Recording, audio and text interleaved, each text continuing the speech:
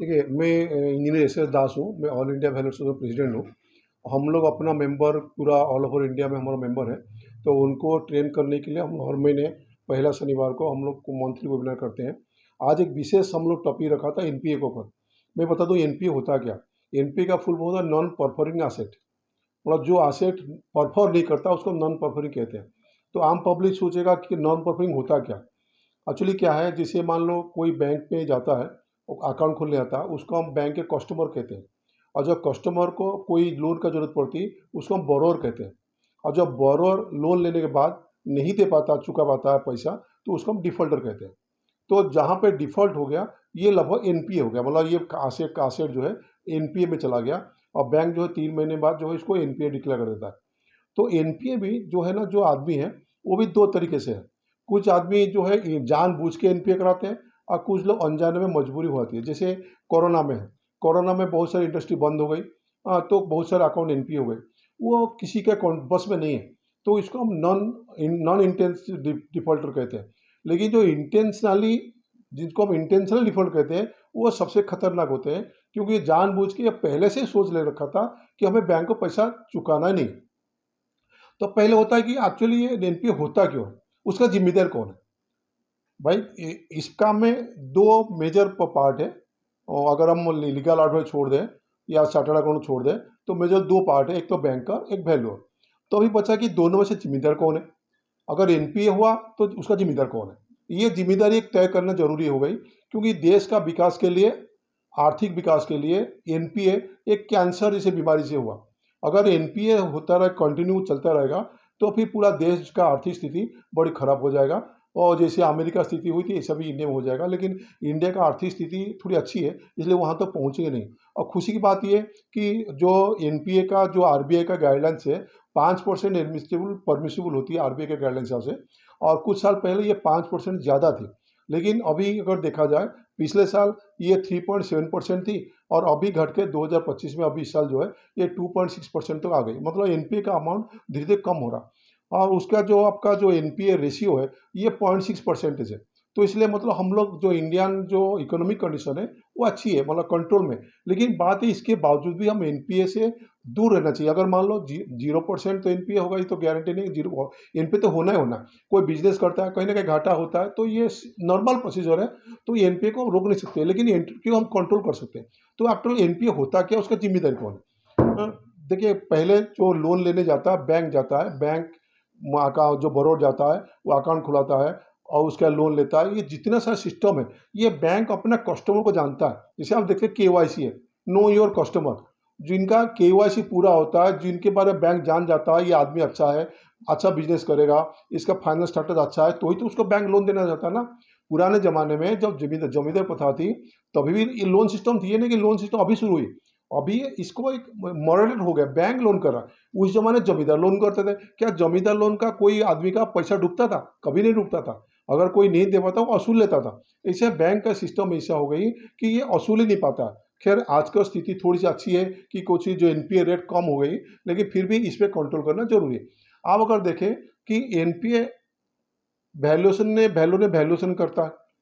जो document bank देगा, उसी पे आधार पे और प्रॉपर्टी इंस्पेक्शन करने के बाद ही वैल्यूएशन मालूम करता है।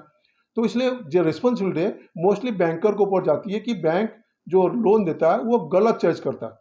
हमें फिर भी वैल्यूअर में कुछ ना कुछ थोड़ी गलती रहती है। जैसे हाई वैल्यू हो गया, ओवर वैल्यू कर देते हैं, कुछ एथिक्स फॉलो नहीं करते हैं। इसमें भी बैंक ही जिम्मेदार है। कैसे मैं बताऊँ? जैसे एक शहर है, मान लो हम छोटी शहर, मतलब कानपुर है। हम कानपुर बात ना करें, दिल्ली एक शहर मान लो।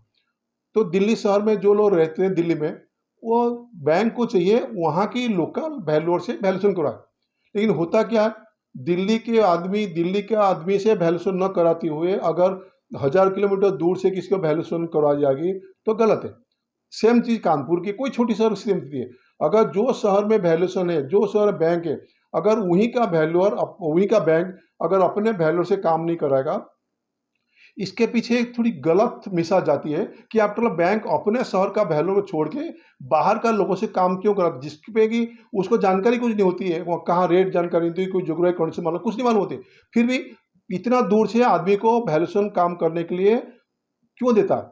इसका पीछे बैंक मैनेजर का, बैंक ऑफिसर का कहीं ना कहीं संदेह के घेरे में आते हैं कि जब कोई शहर में वैल्यूअर नहीं है तो चलो ठीक है, नहीं है तो मजबूरी में बाहर चलाते हैं। जैसे कानपुर शहर है, कानपुर में अभी 20-25 लोग वैल्यूअर है। अब उनको काम तो नहीं मिल रही है, लेकिन कई हजार किलोमीटर दूर से लोग आके काम करते हैं। वो लोग काम किसे करते हैं? मतलब ये एक ग्लोबलाइजेशन है, तो हम किसी को वैल्यूअर को मना नहीं कर सकते कहीं काम करने के लिए। लेकिन स्थिति क्या है, जब एक वैल्यूअर हजार किलोमीटर दूर से आके एक शहर में काम कर रहा है, वो तो खुद नहीं आता है, वो अपना जूनियर देता है। और जूनियर को किसी को, यहाँ तक कि कोई टेक्निकल आदमी नहीं है, मतलब इंटर बीएससी से लड़के लगा दिया, वो देख लिया कि बैंक को रिपोर्ट दे दिया, और वैल्यूअर बैठा हजार किलोमीटर दूर में, यहाँ से डिजिटल साइन होकर बैंक को चला गया। क्या बैंक ये नहीं जानता है? अगर कानपुर का बैंक, कानपुर का बाहर का वैल्यूअर उसको काम दे रहा है, इसका कानपुर का बैंकों को ये जानकारी है कि वो बाहर का आदमी को काम दे रहा, तो एक्चुअल क्यों दे रहा? चाहे कानपुर हो, लखनऊ हो, दिल्ली हो, कोई शहर हो, और जो शहर का बैंक है उसी शहर का वैल्यूअर को काम क्यों नहीं दे रहा? क्यों उसको काम का जानकारी नहीं है? बहुत अच्छा सा वैल्यूअर है। तो ये जो एनपीए होने का सिस्टम जो है, मेरे ख्याल में उसी शुरू होती है। बैंक रोटेशन वाइज काम दे अपना वैल्यूअर को, अपने शहर वैल्यूअर काम दे, बाहर वालों को कतई न कहे, क्योंकि बाहर वाले में लड़कों को ला के काम करते हैं, और अपना जो वैल्यूअर है हजार किलोमीटर दूर में ऑफिस में बैठ के रिपोर्ट साइन करता है, कभी कभी साइन भी नहीं करता, क्योंकि आजकल बैंक ने डिजिटल साइन भी सिस्टम बना दी। ये निहायत ही गलत है। तो इसलिए बैंक को चाहिए कि अपने शहर में ही जो वैल्यूअर है उनका मौजूदा उनसे काम कराएं, ताकि एनपीए का जो काम वो कम हो जाएगी। अभी सिस्टम एक कॉर्पोरेट सेक्टर चल रही है। सबसे बड़ी दुखद बात यह है कि एक आदमी एक सेंटर खुल गई, कहीं में एक सेंटर दिल्ली में खुल गई, हाँ, फिर जितना बड़े बड़े शहर में कॉर्पोरेट सेक्टर खुल गई, एक आदमी साइनिंग अथॉरिटी है, और उन्होंने 100 लड़के रख रहे हैं, अपना मार्केटिंग करने जा रहे हैं। बैंक सोचता है कि भैया हमारे पास सुबह लड़के आ गए, शाम को रिपोर्ट देंगे, लेकिन कैसे दे सकते हैं? ये चीज़ें समझने वाली बात है। जहाँ मान लो 50 लाख 1 करोड़ फाइनेंस हो रही है, छोटी सी लापरवाही में उसका बैंक का पैसा डूब नहीं जाएगा? कि ये बैंक का मैनेजर जानकारी नहीं है?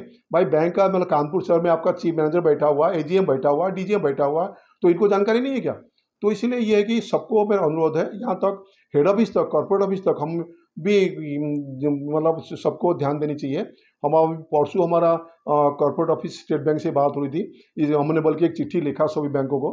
अभी पीएनबी ने एक जवाब दिया हमारी चिट्ठी में, जिसमें इसके बारे में कहा कि हम उससे कुछ कर रहे हैं, लोकल वैल्यूअर भी काम देंगे, सब रोटेशन काम देंगे। ये हमारा पीएनबी हेड ऑफिस से दिल्ली से हमारा लेटर आई है। तो परसों हमारा कॉर्पोरेट ऑफिस स्टेट बैंक से बात हो रही थी, बल्कि हमने जो लेटर मेल किया था वहाँ से बल्कि फ़ोन आया था मेरे पास, तो वो जानकारी ले रहे थे। तो मैंने उनसे भी कह दिया, भैया अगर एनपीए से दूर रहना है तो कम से लोकल वैल्यूअर से काम दो, बाहर से काम न दो। भाई बाहर लोकल वैल्यूअर क्या होगा, एक दिन 2 दिन लेंगे, और बाहर का आदमी वही लड़का सुबह 10 बजे उनका कॉर्पोरेट वाला आते हैं, शाम को दूसरे आते हैं। तो ये प्रैक्टिकल तो बैंक को समझना चाहिए ना।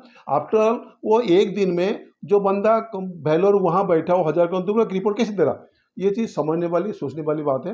तो इसलिए इसको ध्यान में रखते हुए अगर हम देश को आगे बढ़ानी है, देश का आर्थिक कंडीशन आगे बढ़ानी है, एक पब्लिक का पैसा है, हम पब्लिक के पैसा से खिलवाड़ कर रहे हैं, तो इसलिए ध्यान रख के इसको काम करना चाहिए। और दूसरी बात है, हम वैल्यूअर्स को कहीं जो कल्चर आपका चले, वीआईपी कल्चर, इसको पूरा अवॉइड करना चाहिए। अब अगर देखोगे तो जो लोन का अमाउंट है, जो छोटी मोटी लोन बहुत कम है, लेकिन जो बड़े बड़ी करोड़ की संख्या में जो बड़ी बड़ी लोन है वो बहुत ज़्यादा। इसमें वीआईपी कल्चर है, जिसमें बहुत बड़े बड़े लोग इसमें इन्वॉल्व है।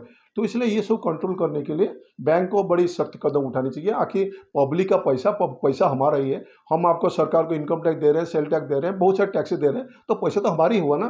तो इसलिए इसको ध्यान में रखती है बैंक अथॉरिटी को होशियार से काम करनी चाहिए, और अपना देश के खातिर, अपने बैंक के खातिर ईमानदारी से जो वैल्यूअर अच्छे, जो मान लीजिए कुछ जगह पे होता वैल्यू अच्छा नहीं होंगे, उनको तो चलो ठीक है, लेकिन पूरे पूरे कोई शहर में अगर 20-25 वैल्यूअर है, उन बिल्कुल किसी को काम न देना, और बाहर के लोगों को अच्छा से काम देना, ये थोड़ी सी कहीं ना कहीं पब्लिक के मन में, वैल्यूअर के मन में कहीं ना कहीं गलत रहते हैं। खैर ये बातें हो सकता है हेड ऑफिस तक मालूम ना हो, लेकिन हमें चाहूँगा मीडिया के माध्यम से ये चीज़ें हेड ऑफिस तो जाए, काउंसिल में, कॉर्पोरेट पर जाए, जहाँ जितने बैंक है सबको फैले, ताकि हेड ऑफिस का, और यहाँ तो मिनिस्ट्री के, फाइनेंस मिनिस्टर को, चीफ प्राइम मिनिस्टर को, इनको भी जानकारी हो एक्चुअली नीचे लेवल पे गलती कहाँ हो रही है।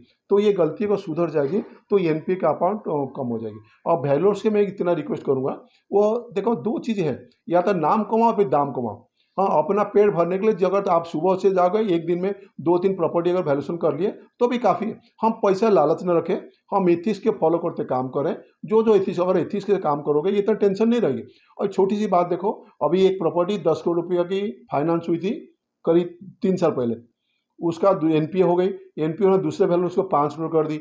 तो अभी उस जो कस्टमर ने क्या किया, जो लोन लिया था वो चला गया हाई कोर्ट, हाई कोर्ट से उसको स्टे ले लिया, और ये पलट के जो वैल्यूअर ने 5 करोड़ का वैल्यू दी थी उससे पूछी जा रही है कि आपका वैल्यू कम क्यों हुई। ये नहीं पूछी जा रही है जो लोन लिया था 10 करोड़ का जो वैल्यू हुई थी पहले टाइम पे, उनसे नहीं पूछी जा रही कि आपका वैल्यू ज़्यादा क्यों हुई थी, इनसे पूछ रहे आपका वैल्यू कम क्यों हुई थी। भाई मार्केट वैल्यू है, कोई चीज़ें वैल्यू घटती भी है बढ़ती भी है। तो एक चीज़ सबसे बड़ी फैक्टर ये भी है, जो बैंक बेचता है, देखिए अगर अपना कोई मकान हो, आदमी 10 जगह जाता है, 20 जगह जाता है, 10 तो अखबार में छापता है, लेकिन बैंक करता है अपना फॉर्मेलिटी किया, 2 अखबार छाप दिया, चुप बैठ गया। लेकिन अगर हमारा अपना मकान होगा, हम एक अखबार नहीं छापेंगे, हम एक बार छापेंगे, 2 छापेंगे, और 10-20 जगह 50 जगह गाएंगे कि भैया हमारे मकान इसको बेचना है। क्या बैंक ये पॉलिसी अपना रही है?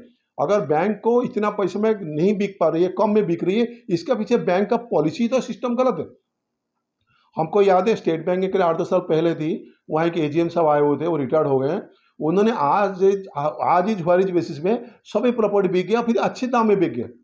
तो ये पॉलिसी अगर सभी बैंक का ऑफिसर, ये डिपेंड करता है ऑफिसर कैसे है, तो ऐसा ऑफिसर करें। आप अगर सभी पब्लिकली वाइड ओपन कर दो कि भाई ये चीज़ें हमारा प्रॉपर्टी बिक रही है, आप देखना कस्टमर बहुत आ जाएंगे।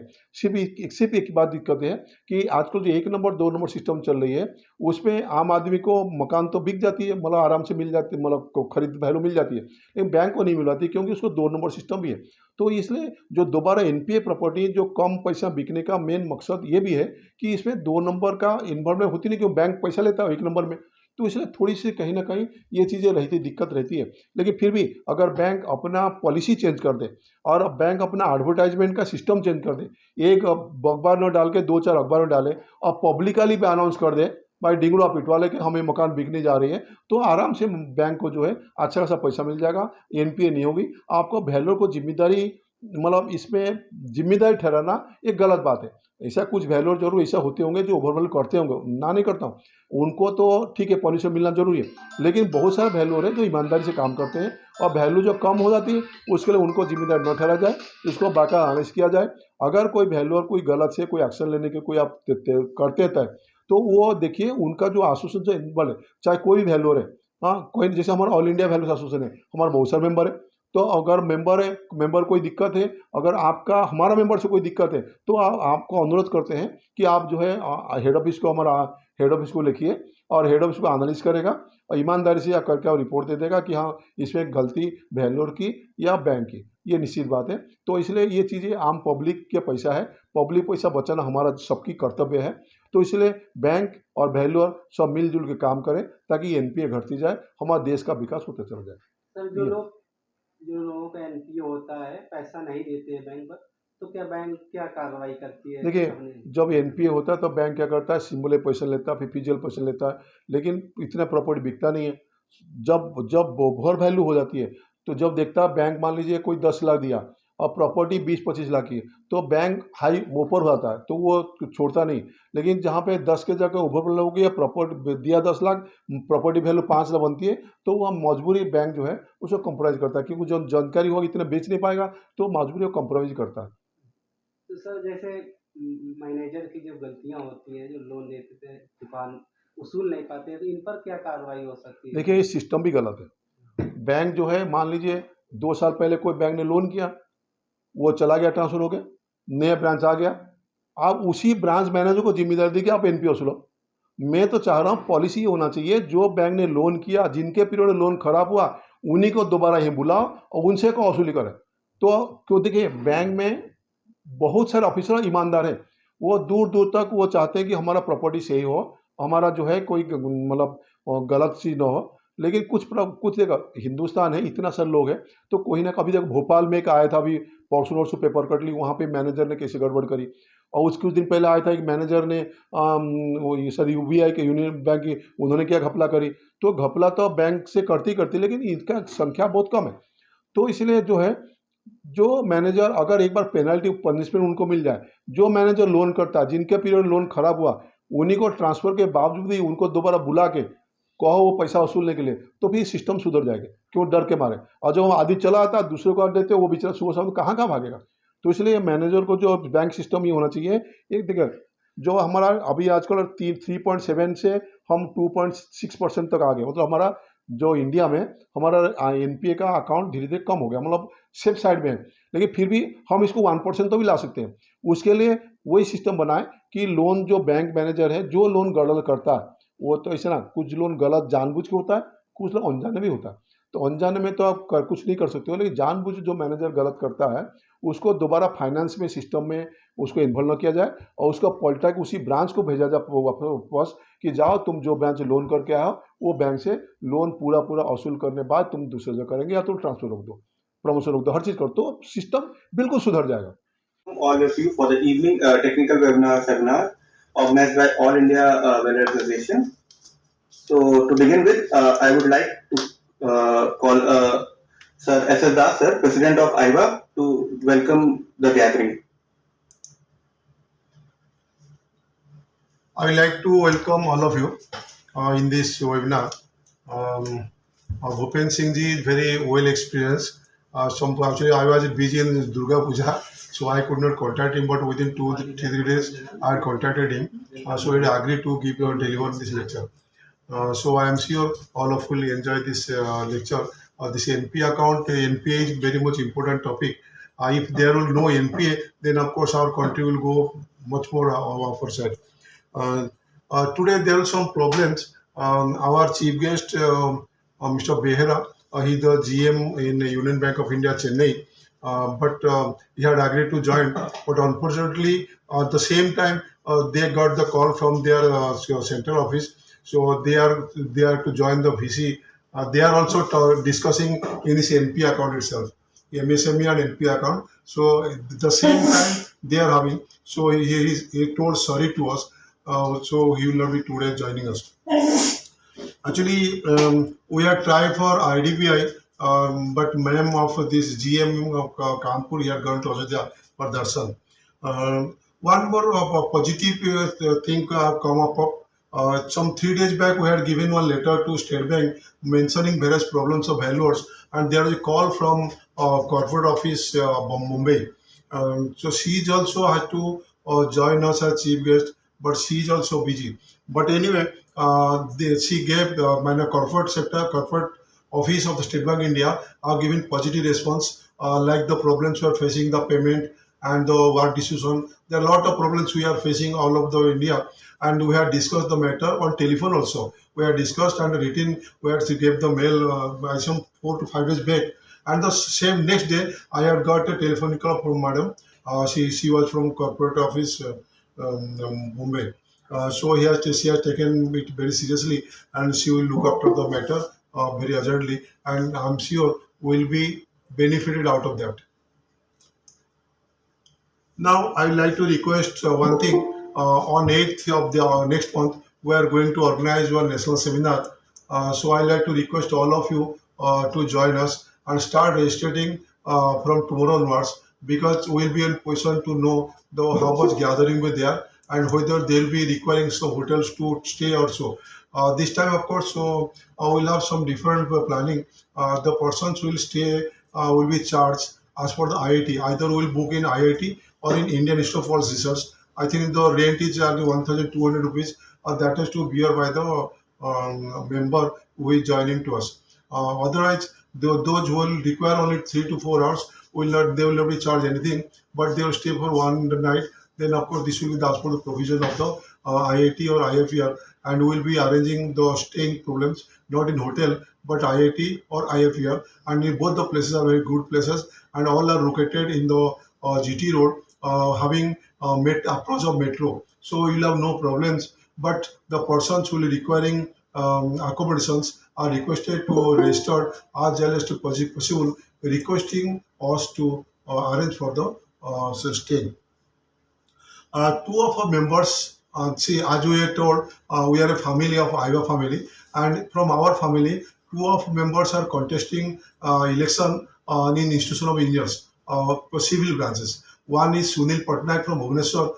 He is contesting in headquarter, all India level basis, and one Mukesh Singh, he is from Kanpur. He is contesting in UP State Center. So they have requested through mail and contacted me also to request you all to give a vote to both of them. Sunil Patnaik is standing election for our head office, that is Institution of Kolkata, whereas Mukesh Singh Saab from Kanpur, he is contesting in civil. Both of them are civil branches. He is contesting for UP State Center. So they had requested me to request you all to give your valuable vote to them. Voting will be online, so I'm sure if from our family two of our a member will get elected, I'm sure it will be very much helpful to all of us. So I will request all of you to vote both of them. One is Sunil Patnaik of Bhubaneswar and second is Mukesh Singh of Kanpur. Next, I am surprising that we have now the strength in webinar is very much low. Though I am repeatedly saying we are making a chart. We are issuing the certificate of participants to all the members, and we are making a record of it. If the bank's authority will ask anything, so no doubt we will send the name of the persons those who are joining us, because it may happen the bank may ask how much technical seminar webinar you have joined. In this case, the persons who are joining us regularly, they will be much more beneficial in this for employment also, because time will come when the bank will start asking about this.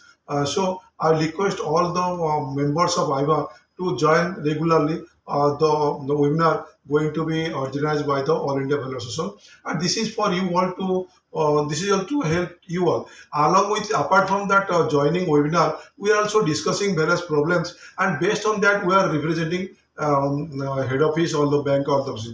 Now recently PNB has given one reply to us that we will pay the fees regularly, and routine basis will give the time with the give alert the work to all the members. So since this gives us energy to work properly for the members, so I request all the members to join us webinar, so that in this webinar or the last part of the webinar in open discussion, we can discuss about the various problems, so that after getting the problems of yours, the same can be represented to the bank authority. So all of are requested to join the monthly webinar, and I also request all of you to join our national seminar going to be held on in Kanpur on 8th of next month. And if any of the Bangalore members are interested to give article, then they also can mail to IVA, and the prescribed dates it will have been mentioned in the letter. Today, in late night, I will resend the program schedule, that is the date of joining, date of registration, and date of sending the article, etc., so that you will be positioned to send it to IVA as soon as possible. Now, just since Bhupen Singh is very much experienced holder, he is very good in speaking. Still then, since he is going to talk on NPA, so I like to talk few words regarding NPA. I have come across one paper cutting which was from Bhopal, from which I have been observed that due to the bank officers, the bank authority, bank have lost a crores of rupees, and for that bank officers are responsible. But ultimately, they are giving pressures, they are making the responsibility on the valuers. So for that, if any some one bank also daily side, some of the members have been facing such problems. So we are tackling that. So if any of the problems in the Bangalore members are facing such problems, they are requested to contact us, so that we have a legal committee. And so in the matter, we can call one urgent meeting of legal committee, so that we can discuss it in the group, so that we'll get some solution out of it. Now NPA, who is responsible to NPA? That is more important things.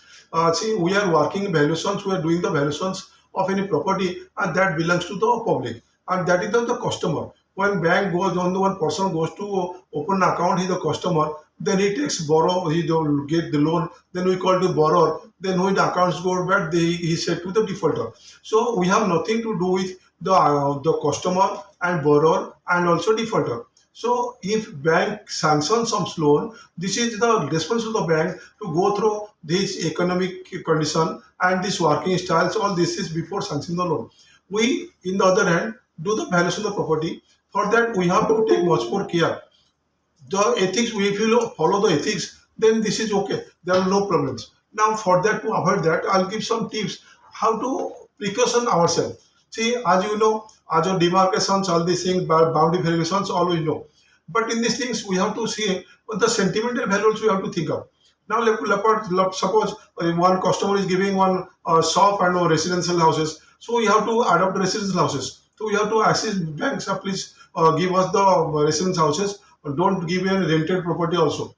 Then third party, now what bank is doing? Bank is doing the third party valuations, third party procedure. Now bank is the first party, value is the second party.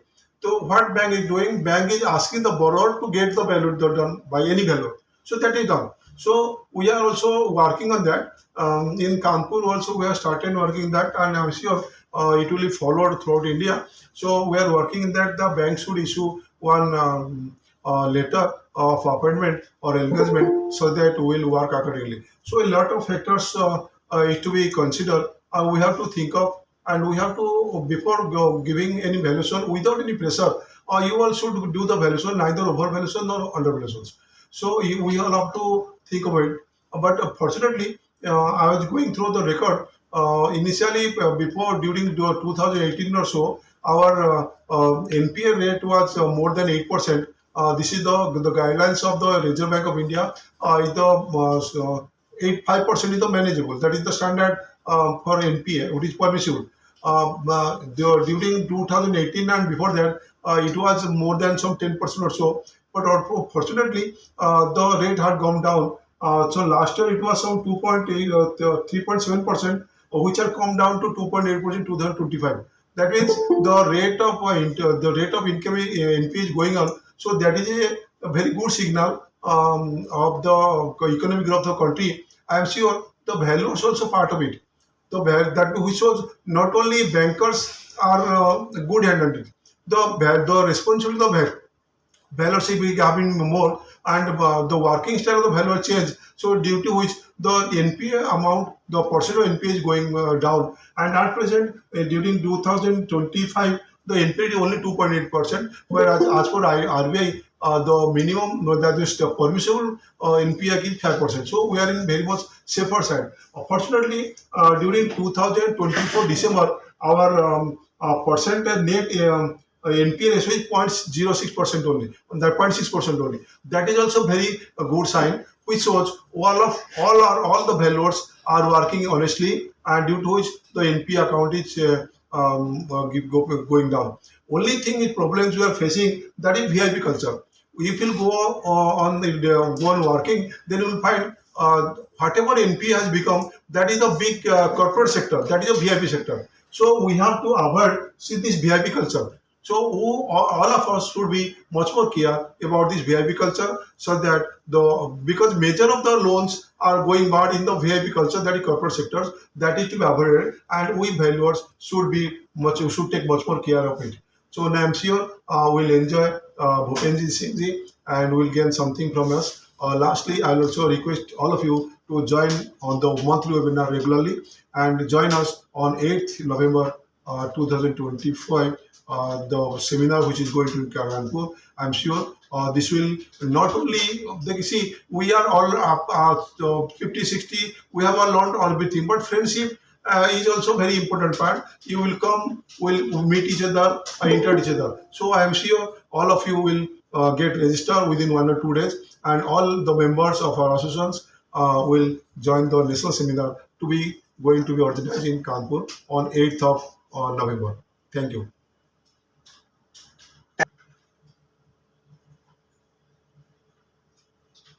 Mukesh sir.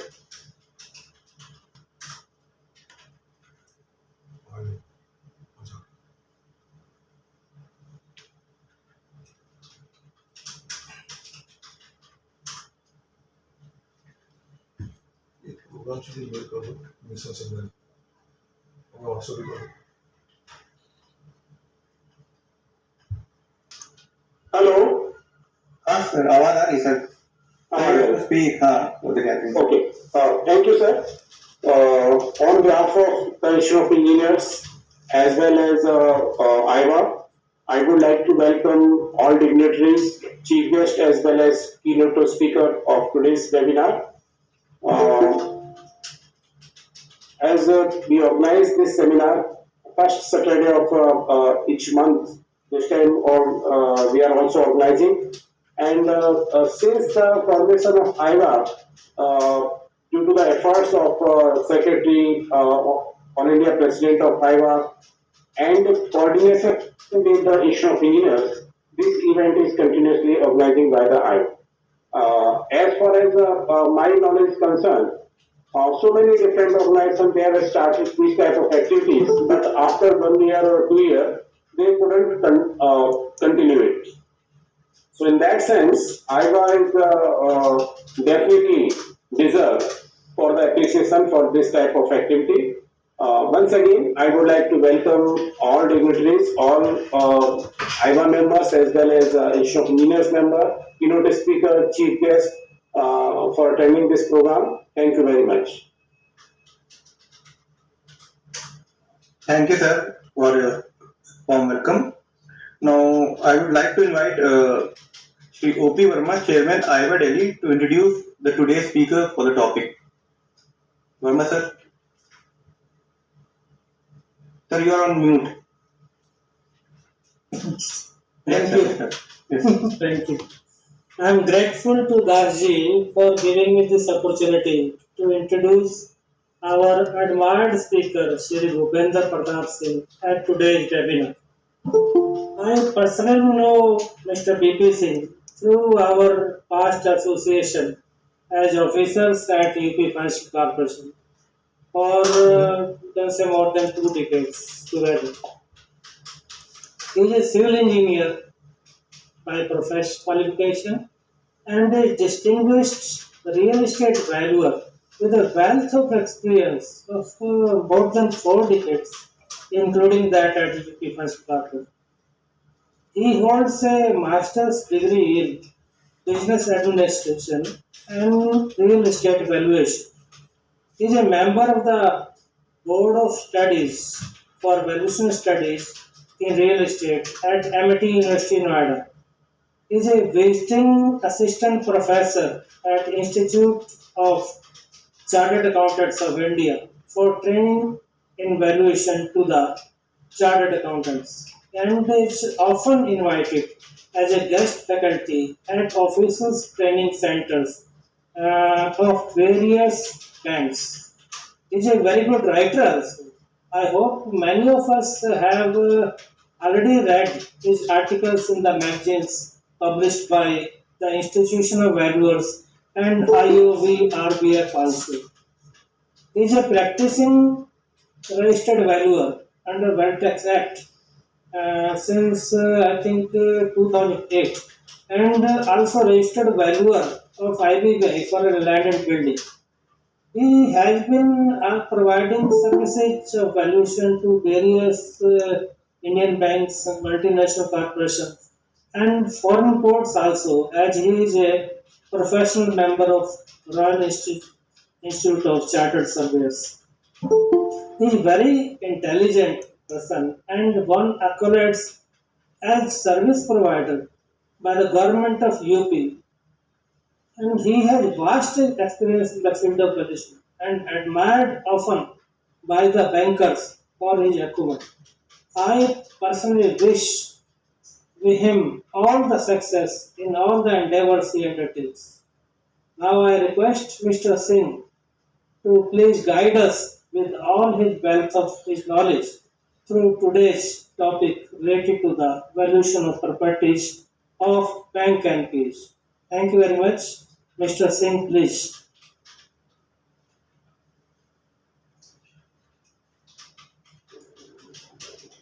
Good evening, sir. I think I'm audible. Hello. Yes, sir, you are audible, sir. Good evening to all of you.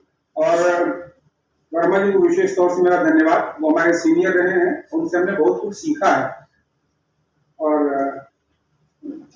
हम नोएडा में रहे और recoveries वगैरह देख के हम लोग valuation साथ करते रहे. प्रॉपर्टीज भी हमने जो आज बैंक सरफेस एक्ट बेचते हैं, हम लोग सिमिलर एक्ट है, सर्विस एक्ट शायद उससे लेखल है, इसमें प्रॉपर्टी साथ वैल्यू की है, बेची है. तो हमने बहुत कुछ सीखा है सर से. सर ने हमारे बारे में बहुत अच्छा बोल दिया.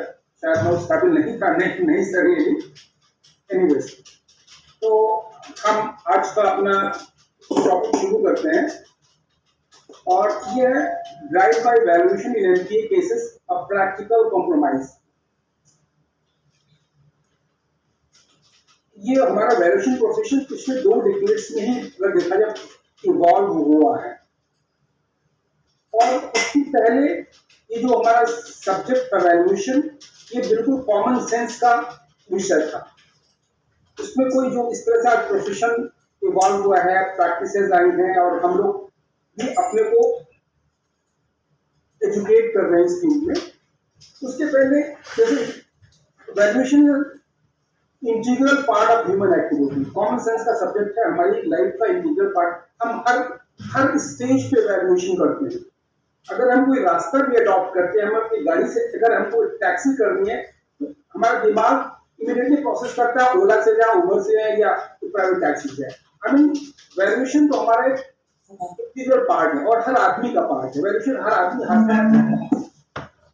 तो सिमिलरली दो जो अगर जब से बहुत सारे रेगुलेटर्स आए हैं, ये प्रोफेशन इवॉल्व हुआ है, उसके पहले ये ऑलमोस्ट एक कॉमन सेंस का सब्जेक्ट था। और 3 तरह की प्रैक्टिसेस वैल्यूएशन की थी। एक desktop valuation, drive by valuation और valuation complete valuation with physical inspection. मैं खाना है कम कर दूं। तो डेस्कटॉप वैल्यूएशन में तो बेसिकली हम लोग भी करते हैं डेस्कटॉप वैल्यूएशन। जब हम अपने प्रोफेशन में थे, अपनी जाति से, जो सबसे लेस रिस्की काम हो, जहाँ पे बहुत बड़ा रिस्क इन्वॉल्व नहीं। जैसे हम अपने प्रोफेशन की बात कर रहा हूँ, जब जॉब में थे आज से 20 या 25 साल पहले, तो प्रोविजनिंग के लिए आज भी बैंक वैल्यूएशन हमारा इस्तेमाल प्रोविजनिंग के लिए करते हैं। अपने प्रोविजनिंग राउंड्स में उनको इस्तेमाल कैसे करना है, क्या वैल्यू है, क्या आउटस्टैंडिंग है, वो किस कैटेगरी का एनपीए है, तो अकॉर्डिंगली वो उसको प्रोविजनिंग करते हैं। तो सबसे लेस रिस्की वैल्यूएशन कर दिया करते हैं। डेस्कटॉप वैल्यूएशन में हमारे पास डेटा है, हमारे पास पुरानी वैल्यूएशन रिपोर्ट्स हैं। हम ऑफिस में बैठे ही हमने देखा कि उस फैक्ट्री या किसी भी इंडस्ट्री की ये कवर्ड एरिया बना हुआ है, उसकी ये लोकेशन है।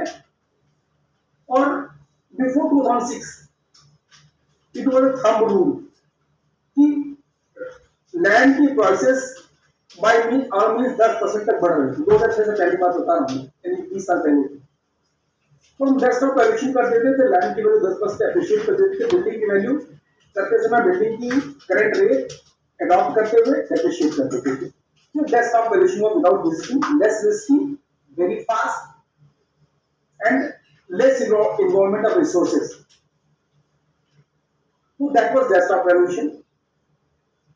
दूसरा था ड्राइव बाय वैल्यूएशन, जहां पे हमें किसी भी रीजन से प्रॉपर्टी का फुल इंस्पेक्शन या एक्सेस नहीं था, उससे हम उसकी लोकेशन के हिसाब से, और बाकी डेटा गेम इसमें डिस्कस भी करेंगे आगे वैल्यूएशन को डिटेल। और थर्ड वैल्यूएशन जो कंप्लीट वैल्यूएशन का भी इवॉल्व हो चुका है, जो मॉर्गेज वैल्यूएशन में एसेंशियल है, मैंडेटरी है, जरूरी है कि हम प्रॉपर्टी का पूरा एक्सेस और एग्जामिनेशन करके प्रॉपर अप्रेजल के साथ अपनी रिकमेंडेशन दें। तो आज हम डिस्कस करेंगे drive by valuation.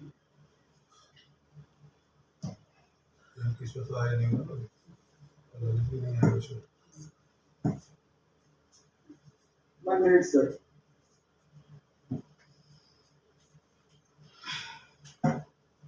Slide maybe. 1 minute.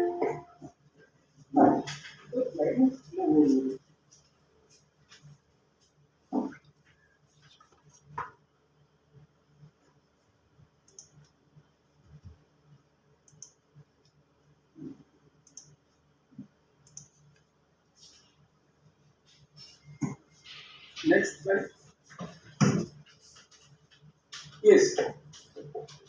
तो हमारी डिस्कशन जो है valuation mortgage asset is crucial in mortgage asset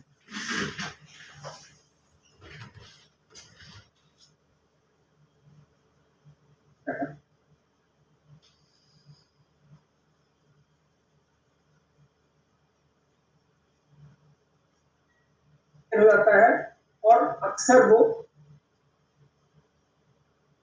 deny कर देता है, नहीं दिखाता है या अनअवेलेबल रहता है उस टाइम पे, लॉक कर देता है।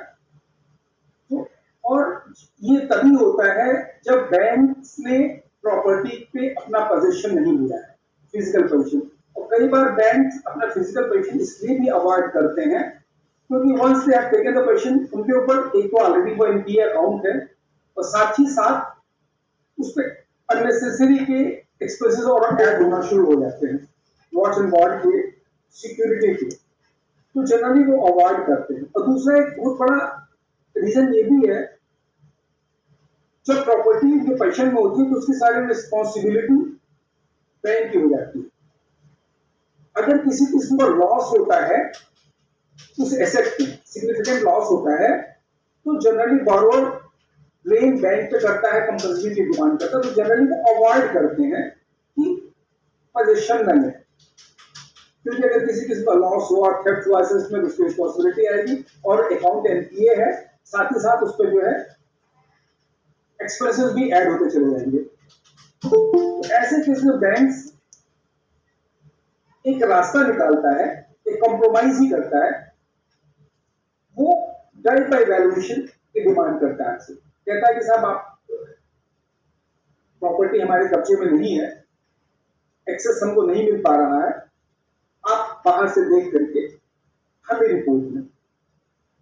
सो हम इस डिस्कशन में what is right by valuation, इसके यूजेस क्या है, इसकी एक्सेप्टेबिलिटी क्या है, इसमें रिस्क क्या इन्वॉल्व है और इसकी क्या बेस्ट प्रैक्टिस हो सकती है, वो हम आज के डिस्कशन में डिस्कस करेंगे। So what is right by valuation? Right by valuation मतलब एक्सटर्नल ओनली या curve side acquisition. I mean हम जब प्रॉपर्टी को बाहर से देखते हैं, हमें इंटरनल एक्सेस परमिटेड नहीं है और हम old records, documents, satellite images, local inquiry, local intelligence, I mean property में एक्सेस न मिलने के नाते उसके बारे में नेबरहुड में इंक्वायरी, इन सब चीजों से जब हम वैल्यूएशन करते हैं तो काफी हद तक वैल्यूएशन में रिलायबल हो सकती है। तो इसको राइट बाय वैल्यूएशन कहते हैं।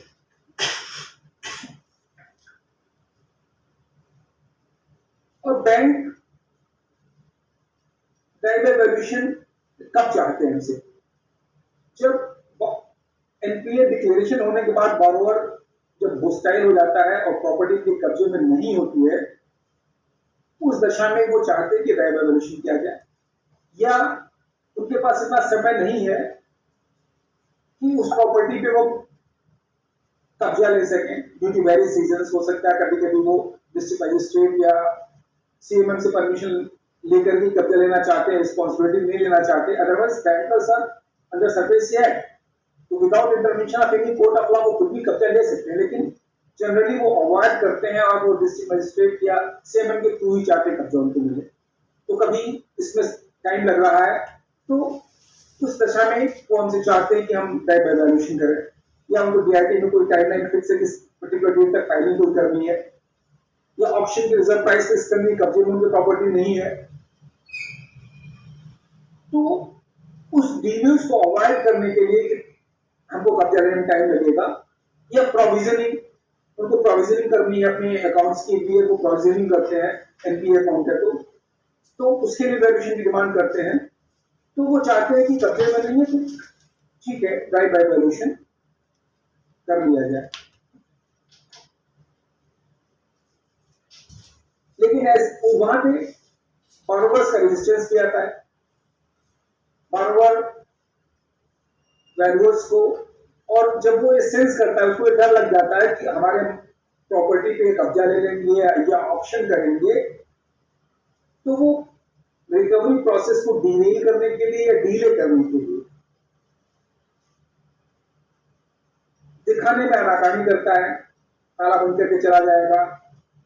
इवन कभी कभी तो वो स्टाइल रहता है, मतलब झगड़ा भी करने को तैयार रहता है आपसे,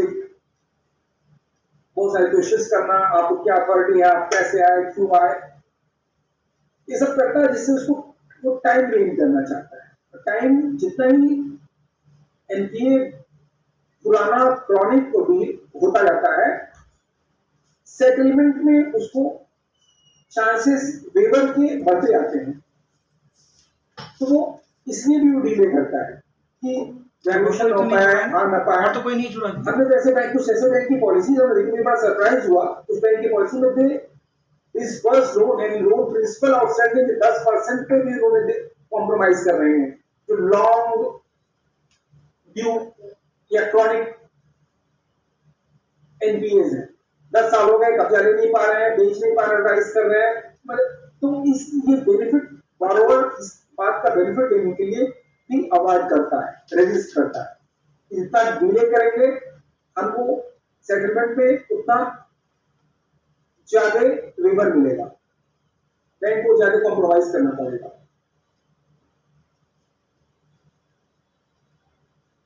अच्छा हाँ, सबसे बड़ी चीज है कि हमें जनरली इस तरह की वैल्यूएशंस कब एक्सेप्टेबल हो सकती हैं, होनी चाहिए, हमें करना चाहिए। ये वैल्यूएशन, वाइडर वैल्यूएशन वही ज्यादा बेहतर है जहां पे सिग्निफिकेंट सिग्निफिकेंट वैल्यू जो है लैंड में भी निहित, यानी बिल्डिंग कंस्ट्रक्शन की वैल्यू मिनिमम हो, लेस देन 20% हो, यानी लैंड की वैल्यू ज्यादा मैटर करती हो बिल्डिंग की वैल्यू से। क्योंकि अगर बिल्डिंग की वैल्यू इनसिग्निफिकेंट है तो उसमें बहुत ज्यादा स्पेसिफिकेशंस, इंटरनल स्पेसिफिकेशन से बहुत ज्यादा अगर फर्क पड़ता है। अगर लेस देन 20% है, अगर हम कंस्ट्रक्शन की वैल्यू है, तो अगर उसमें हमने 20% 50% का भी गलती हुई बिल्डिंग की वैल्यूएशन में, तो ओवरऑल इम्पैक्ट बहुत कम हो। तो ये वही बेहतर है जहां पे कंस्ट्रक्शन की कॉस्ट इनसिग्निफिकेंट हो, जैसे उन जगहों पे लैंड जहां पे मिनिमम कंस्ट्रक्शन अथॉरिटीज ने फिक्स कर रखा कि आप मिनिमम आपको रिटेन करने के लिए प्रॉपर्टी जो स्पेकुलेटिव बायर्स ने दे रखी, मिनिमम कंस्ट्रक्शन आपको करना ही करना है, जिसको हम यहाँ नोएडा में कंप्लीशन की बिल्डिंग बोलते हैं। एक सर्टेन प्लॉट है, उसमें कंप्लीशन नाम के लिए बिल्डिंग बनी है कि कहने के लिए कल को अथॉरिटी इससे कैसे sir we have a building, I have completed the project, generally 20% या 25% एफआर ग्राउंड कवरेज पे होता है। तो ऐसे केसेस में जहां मिनिमम कंस्ट्रक्शन है, टोकन स्ट्रक्चर है, वहां पे मैं समझता हूं दिस इज वायबल। या इंडस्ट्रियल प्लॉट्स है जहां पे टेम्परेरी शेड बने हुए हैं, जहां पे मेन वैल्यू लैंड की है, वहां पे भी एक्सेप्टेबल है। या ग्रीन या रिक्रिएशनल जोन जहां पे एफआर 10% का अलाउड अथॉरिटीज के द्वारा, वहां पे भी ये वायबल है।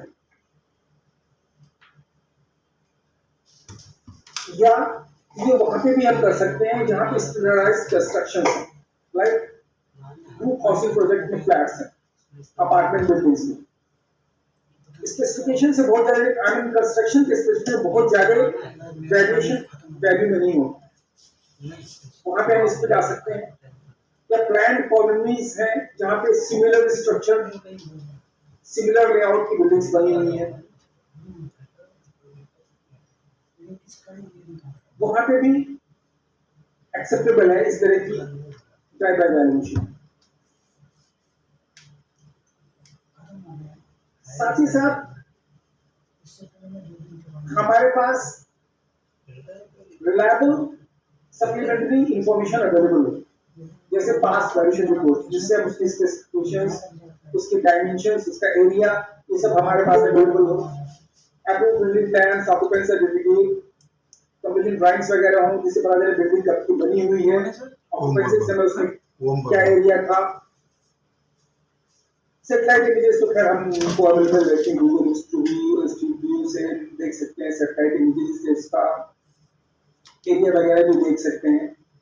और यहाँ पे हमको नेबर्स वगैरह से इनपुट्स भी मिल सके, अगर नहीं देख पा रहे कि यहाँ क्या स्ट्रक्चर अंदर से क्या स्पेसिफिकेशन थी, किस तरह का मकान था, कोई डिटोरेशन तो नहीं हुआ है। तो ये सब चीजें इन दशाओं में करने में कोई विशेष दिक्कत नहीं है।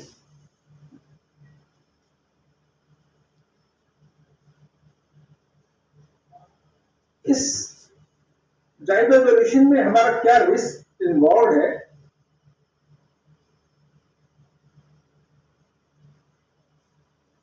हम इंटरनल वेरिफिकेशन नहीं कर सकते, और in case of judicial scrutiny अगर कहीं हमारी रिपोर्ट कोर्ट में चैलेंज हो गई, तो अगर हमने प्रॉपर कॉशन के साथ रिपोर्ट नहीं बनाई है तो हम उसको डिफेंड करने मुश्किल हो सकती है। और दूसरा रिस्क है रॉन्ग या हायर वैल्यूएशन का, क्योंकि जब हम प्रॉपर्टी को देख नहीं पाते हैं अंदर से, तो थोड़ा हम कंजर्वेटिव होकर के कुछ हायर साइड पे ही वैल्यूएशन करते, तो रिजर्व प्राइस वगैरह जो है इसका फिक्सेशन हायर हो जाएगा, या प्रोविजनिंग जब होगी बैंकों की बड़ी वो लो हो जाएगी, कम हो जाएगी। तो ये जो प्रोविजनिंग नॉर्म्स हैं उसको इम्पैक्ट कर सकता है बैंक जो अपने प्रोविजनिंग करते हैं। और जो हायर वैल्यूएशन से ऑक्शन के फेल होने के चांसेस है, इसमें बैंक को बहुत कॉस्ट बेयर करनी पड़ती है। एक ऑक्शन होने में उनको बहुत सारे कॉस्ट, टाइम का दोनों वन होता है। अगर एक ऑक्शन फेल हुआ हमारी गलत है हायर वैल्यूएशन से, तो अगला 6 महीना या 1 साल के लिए प्रॉपर्टी फिर गई, तो एनपीए प्रोलॉन्ग हो गया, और अगर उनके ऊपर कुछ एक्सपेंसेस, पब्लिसिटी या एडवर्टाइजमेंट वगैरह के वो बढ़ जाते हैं, आई मीन ये एक फेल्ड ऑप्शन का कॉन्सिक्वेंस या रिस्क बना रहेगा।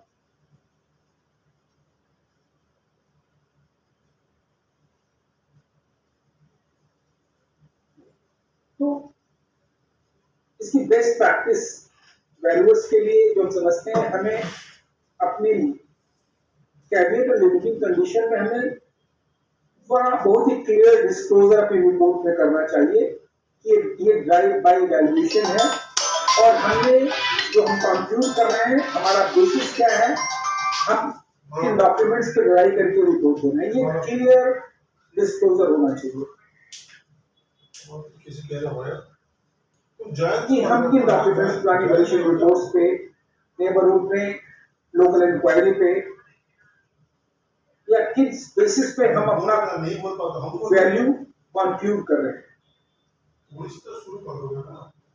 और ये क्लियरली मतलब डिस्क्लोज होना चाहिए कि हमें एक्सेस नहीं मिलेगी प्रॉपर्टी का।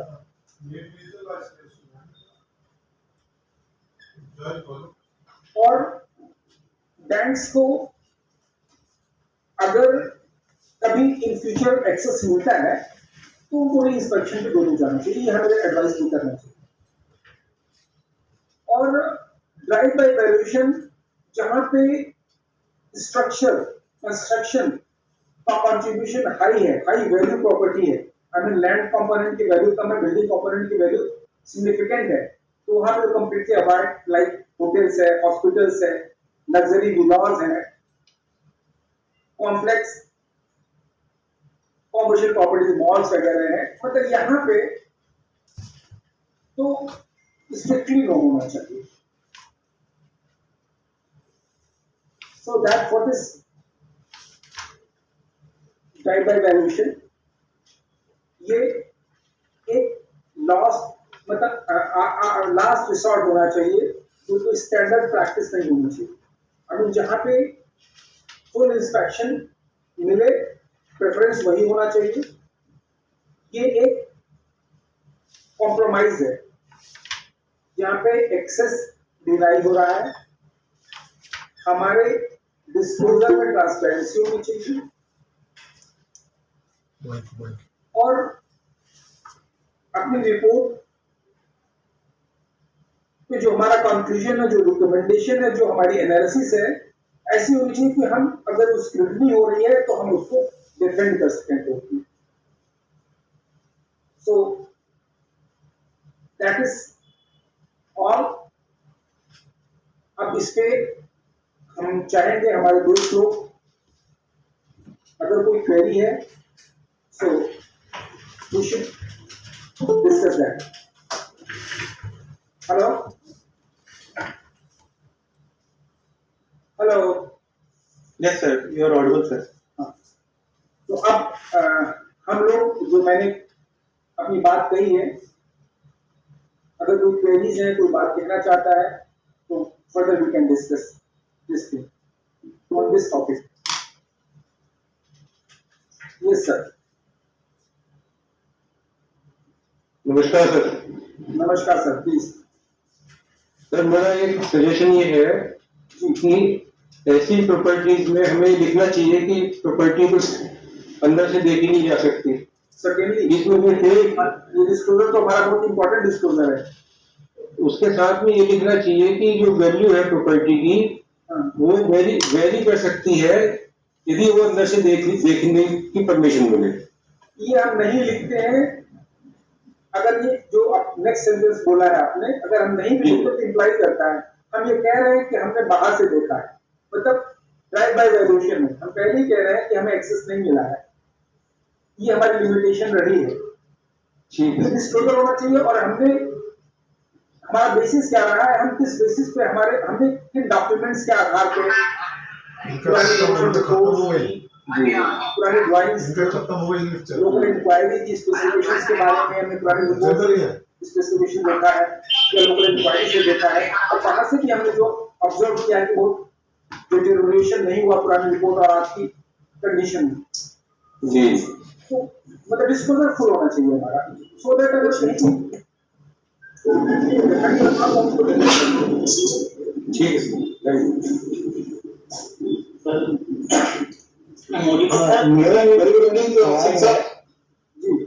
मेरा एक सवाल है. Yes sir. मैं सतीश चंद्र बोगरा दिल्ली से हूँ.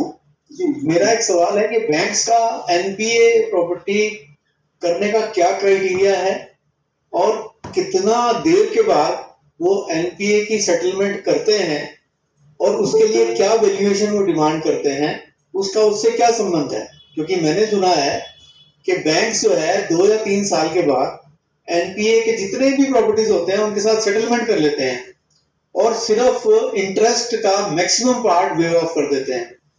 उसके बावजूद भी वो वैल्यूअर को कटघरे में क्यों खड़ा करते हैं? कृपया इसके ऊपर थोड़ी अपनी बात करें. नहीं उसको एनपीए के लिए हर बैंक एनपीए के नॉर्म्स पे स्टैंडर्ड आरबीआई फिक्स कर रखे हैं. सर्टेन अमाउंट तक अगर प्रिंसिपल नहीं ब्याज नहीं आया, सर्टेन अमाउंट तक वो क्या है एग्जैक्टली वही मालूम कर रहा है. वो मतलब बैंकों का कहा इंटरनल सर्कुलर है. आई डू नॉट नो, मुझे उसका अगर जो टॉपिक है वो डेटा आरबीआई की सर्कुलर है. आज 90 डेज के बाद जब 90 डेज तक प्रिंसिपल इंटरेस्ट का पेमेंट नहीं 6 महीने से कम तो नहीं होता. इतना तो मुझे पता है 6 महीने से तो कम नहीं होता. 90 डेज तक अगर इंटरेस्ट का पेमेंट नहीं होता है तो एनपीए वो सर 90 डेज में सब स्टैंडर्ड होता है सर. अच्छा चलिए सब स्टैंडर्ड की बात है. तो 6 महीने का होता है. हाँ तो 6 महीने ही होगा तो सब स्टैंडर्ड है. एनपीए में बहुत सारी कैटेगरीज है, डाउटफुल है, लॉस है, तो और उसी के बेसिस पे वो अपने प्रोविजनिंग भी करते हैं. और जो ये तो उनकी अपनी इंटरनल पॉलिसीज है और सेटलमेंट की पॉलिसी उनकी अपनी इंटरनल है. मैंने बताया एब्सोल्युटली राइट. वो आपकी बात बिल्कुल ठीक है सर. मेरा जो सवाल था वो ये था कि मान लीजिए कोई भी प्रॉपर्टी जो है वो बैंक्स को लगता है कि वैल्यूअर ने ओवर वैल्यू करी थी at the time of giving loans, but जब बैंक सेटल करता है आफ्टर से 6 months, 1 year, 2 years, 3 years before it is put to auction, और वो पता लगता है कि वो सारा जो इंटरेस्ट उन्होंने कैलकुलेट किया हुआ है जो अप्रूव्ड है उसको वो सारा का सारा वेव ऑफ कर देते हैं. और क्यों वेव ऑफ करते हैं? प्रॉपर्टी की वैल्यू तो पहले ही उनके हिसाब से जो है वो प्रोपोर्शनेटली ज्यादा दी हुई थी. फिर उस केस में वो वैल्यूअर को क्यों कटघरे में खड़ा करते हैं? और उसके लिए करते हैं तो वैल्यूअर के पास उसकी काट क्या है? वैल्यूअर का तो अपनी वैल्यू को ही डिफेंड करना है. वो एनपीए होता है नहीं होता है क्या, वैल्यू में जो वैल्यूअर ने जो अपनी वैल्यू की है, value responsible for its value only. ये जो डिफेंड की जो उसने दिया था वो सही क्यों है, वो सही क्यों था. और आप बैंक जनरली बैंक हर हालत में कभी मार्केट वैल्यू पे नहीं बेचता है, तो रिस्क नहीं पाता है. बैंक रिस्क में बेचता है. बैंक की सेल कभी भी हम मार्केट वैल्यू को देते हैं, जबकि वो कभी मार्केट वैल्यू बेचते नहीं है, वो डिस्टे से बेचते हैं. क्योंकि मार्केट वैल्यू की पहली कंडीशन ये होती है कि वो पीसफुल प्रॉपर्टी मार्केटेबल है, पीसफुल पोजीशन दे सकेंगे। कभी भी कंडीशन क्रिएट करते ही नहीं है। उनकी पहली कंडीशन होती है सेल की कि साहब इसमें कुछ स्टैट्यूटरी लायबिलिटीज सबको नहीं पता है, स्टैट्यूटरी लायबिलिटीज परचेजर को बेयर करनी होगी। ऐसी दशा में ऐसा कौन परचेजर होगा जो मार्केट वैल्यू की उस एसेट को खरीदेगा? अगर आप बाजार में जाएं, एक आदमी के बस चाइनीज प्रोडक्ट है, आप ले जाओगे, उसका हमारी कोई गारंटी नहीं है, और दूसरा बदल वाला दुकानदार कहता है कि साहब हम इसकी जिम्मेदारी लेते हैं, खराब नहीं होगा, 6 महीने की गारंटी है, तो आप किसको लेंगे? वही लेंगे जो गारंटी है। उस प्रोडक्ट को नहीं लेंगे जहां पे आपको ये लगे जब हम आप दुकान से ले गए हमारी जिम्मेदारी। बैंक जो प्रोडक्ट बेच रहा है वो यही कह रहा है कि आप हमसे ले गए, उसका जिम्मेदारी आप हमें जानते। तो कोई भी बायर मार्केट वैल्यू को खरीद ही नहीं रहा है। That we have to emphasise. अगर कोई भी एजेंसी है जो हमसे प्रूव करेगी तो इस बात को कह सकते हैं। हाँ, हमारी वैल्यूएशन में कोई सर, अब जब अपनी वैल्यूएशन देते हैं तो हम मार्केट वैल्यू देते हैं, करेक्ट, डिस्ट्रेस वैल्यू देते हैं, करेक्ट। डिस्ट्रेस वैल्यू के ऊपर ही banks are suppose to give loans, लेकिन बैंक्स है अपने लेवल के ऊपर bank are suppose to bank are not suppose to give loan on our distress value. It is their jurisdiction। वो 3 चीजें देखते हैं। पहले उस आदमी की क्रेडिबिलिटी देखते हैं, फिर जिस प्रोडक्ट या प्रोजेक्ट के लिए लोन दे रहे हैं वो किस पेज में है, and that is they are going to sell hot cake बेचने जा रहे हैं या ऐसी इंडस्ट्री में जो इस समय स्लम्प में है। और उसके बाद सिक्योरिटी देखते हैं कि अगर फेल होगा सिक्योरिटी पे, तो इट इज देयर jurisdiction। ऐसे बहुत सारे प्रोडक्ट हैं जो 100% लोन देते हैं। बैंक मार्केट वैल्यू का अभी भी पब्लिक सेक्टर बैंक ऐसे केसेस हैं जहां पे 100% लोन देते हैं, और you surprise to know even they are giving 300% loan to on the collateral security. मतलब 1 करोड़ की प्रॉपर्टी 3 करोड़ का भी लोन देते हैं। तो ये all those cases are being proved now. अब ऐसा नहीं होता है, अब ऐसा कुछ नहीं होता है सर, क्योंकि बड़े केसेस में तो ये बिल्कुल नहीं होता। छोटे केसेस में भी जिन्होंने किया हुआ है, all those people are under scanner. मेरा तो कहने का तात्पर्य ये है कि जैसे in the case of gold loans, gold loans में भी आपको पता है कि मार्केट बड़ी फ्लक्चुएट करती है। कोई भी ऑर्नामेंट का भी 70% से ज्यादा लोन नहीं देता, तो क्यों बैंक ऐसा रिस्क उठाते हैं और लोन देते हैं? ये हमारा डोमेन नहीं है, ये बैंक का डोमेन है। वो क्या करते हैं, हमारा काम है वैल्यू करना, और जो वैल्यू हम कर रहे हैं कल को पूछेगा तो उसको डिफेंड कर सकें, बस उसको डिफेंड करना। ये तो उनका काम है। अभी कहने का तात्पर्य यही है। उसके लिए हम लोगों को we should all take this up with the banks कि देखिए हमने तो जो वैल्यू है उसको डिफेंड करने तक ही हमारा रोल है। आपने क्यों ज्यादा दिया, क्यों कम दिया, किन हालात में कम दिया, उसके लिए हम जिम्मेवार नहीं है। सर, हमारा काम लोन जो हमने वैल्यू की उसी को डिफेंड करना है।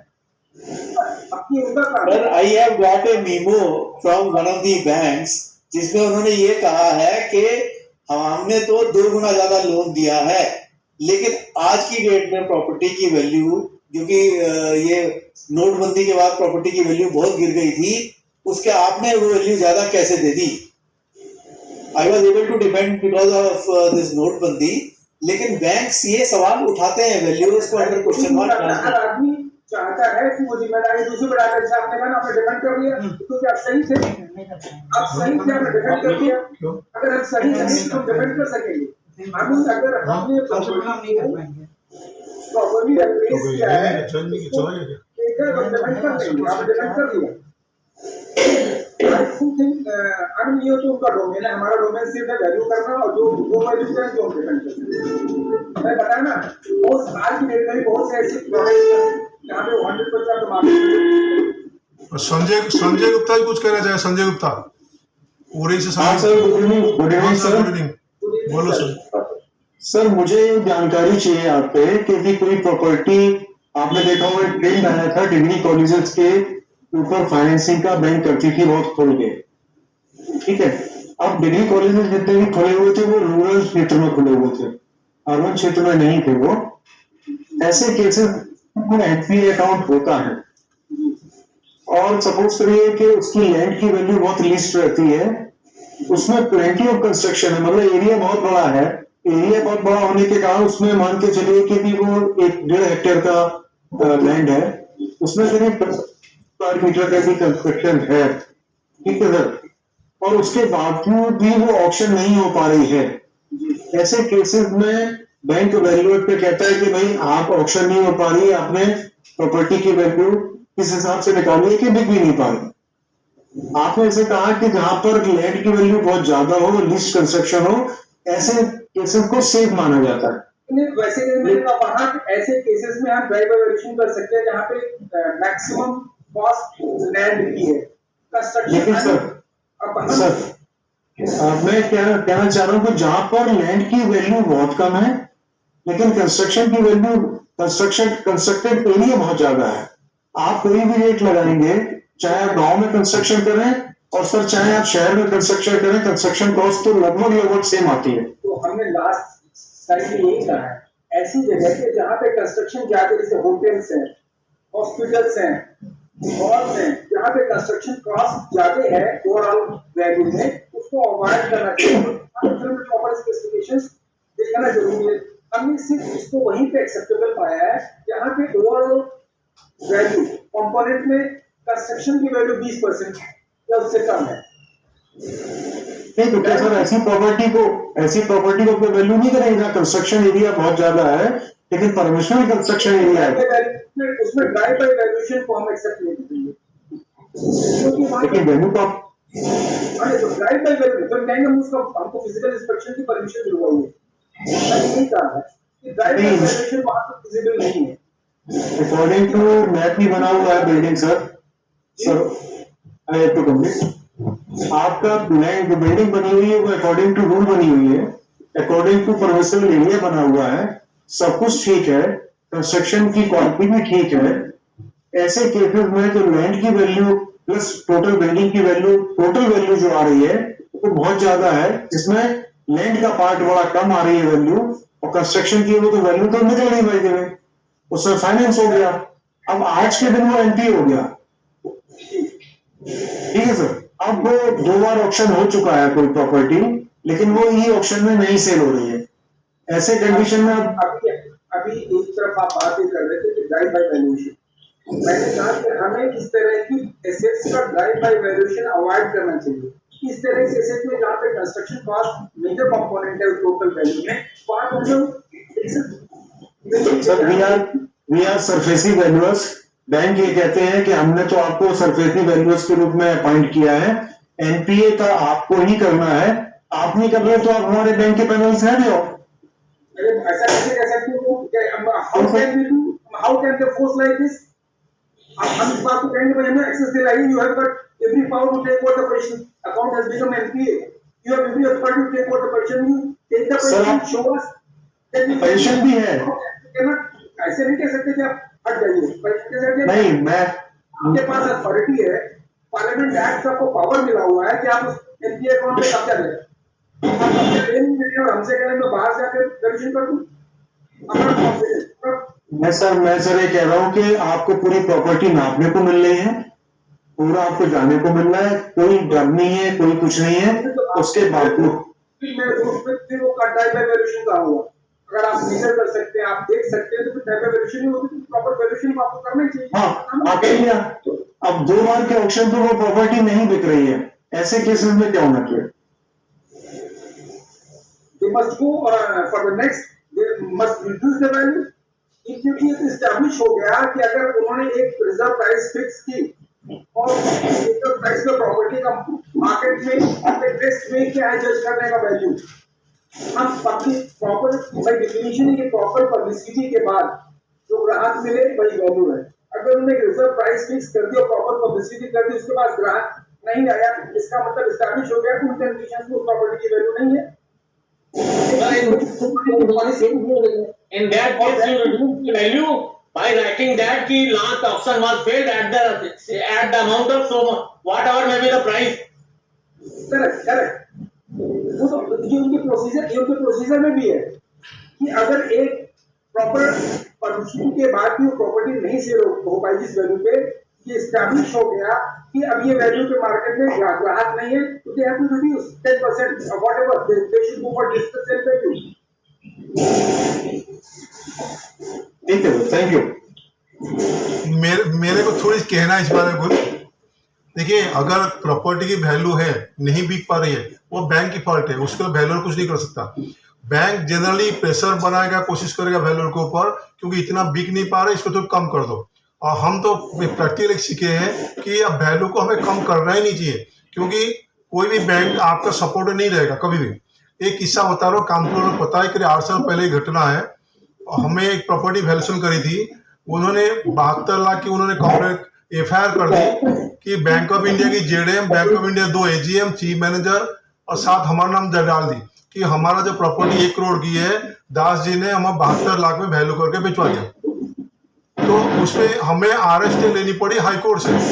तो यहाँ पे माइक सब दूसरों का ऑन है और डिस्टर्ब हो रहा है सर, प्लीज रिक्वेस्ट करिए माइक बंद करें सब। हाँ, तो माइक जो लोग नहीं बोलो माइक बंद करें।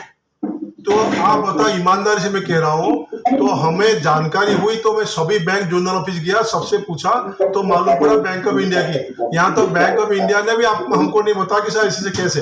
तो इसीलिए उस दिन से मैंने कसम खा ली, वैल्यू में चाहे NPA अकाउंट हो, जो हो, वैल्यू कम नहीं करनी तो नहीं करनी।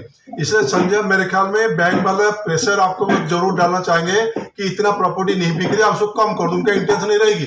लेकिन आपको उसको वैल्यू कम नहीं करके, उनको पलट के वो भी चला जाएगा कोर्ट में और आपके खिलाफ केस कर देगा। तो इसलिए जो वैल्यू आ रही है सो आ रही है। एक घटना अभी बता रहा हूँ, ये प्रॉपर्टी 10 करोड़ की है, लोन के टाइम में 10 करोड़ की वैल्यू थी। अभी NPA हुआ, ये वैल्यू ने 5 करोड़ कर दी। अगला चला गया कोर्ट में, कोर्ट से जीत गया। अभी उन्होंने बैंक से क्लेम कर रहा है कि मेरा जो प्रॉपर्टी लोन के टाइम में 10 करोड़ थी, अभी आपका वैल्यू 5 करोड़ कर कैसे दी। अभी जो उन्होंने NPA में जो वैल्यूएशन करी, वो भी जरा परेशान है, वो क्या करेगा। तो इसलिए किसी बैंक के कहने पे कतई नहीं चल रही है। अगर नहीं बिक रही, अगर हम वैल्यू सही लिए तो सही लिए, काम खत्म। ज्यादा हो गई, हम डिस्टेंस वैल्यू कह देंगे कि स्कूल आजकल डिग्री का कॉलेज चल नहीं रही है, तो इसलिए जो डिस्टेंस वैल्यू है हम 80% जगह 70% लिए। और मार्केट वैल्यू को कभी छेड़छाड़ नहीं करनी चाहिए किसी को। हमारा ये प्रैक्टिकल एक्सपीरियंस है। मैं अगर हाईकोर्ट स्टे न लिया होता, वो ब्रांच में तो रातों रात चला गया जेल, 1 महीना पड़ा रहा जेल में, और हम भी दूसरे रात में हम भी जेल चले आते। तो इसलिए हमारा सबसे अनुरोध है, बैंक के बात बिल्कुल कहना सुनिए। अगर आप सोच रहे हो सही है तो सही है, आपका नहीं बिक रही है, आप अपना बेचो, बेचने का काम हमारा वैल्यू का नहीं है। अगर हमारा कोई गलत है तो दूसरे वैल्यू से रिपोर्ट वैल्यू से लगा, कोई दिक्कत नहीं। लेकिन बैंक के कहने में नहीं चली, क्यों, मैं भुगत भुगी, इसलिए मैं कह रहा हूँ। बेसिकली हम जो वैल्यू करें हम डिफेंड कर सकें। सिंपली बात ये है, जो हमारा कॉन्शियस अलाउ कर रहा है, किसी के प्रेशर में, एक्सटर्नल चीजों में हमें नहीं जाना चाहिए, वो कहते रहे।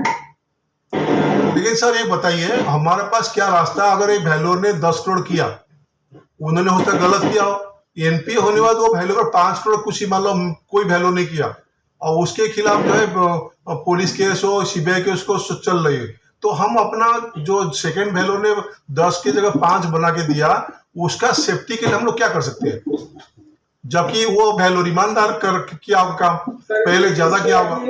एक बड़ा अच्छा हाईकोर्ट का डिसीजन आया, कुछ रिपीट मिली है हमारे DP सिंह, जो दूसरे वैल्यूअर दिल्ली में, जिनको अभी CBI कोर्ट ने कुछ पनिशमेंट दिया था, और अभी इन्होंने हाईकोर्ट से एक रिलीफ दी है।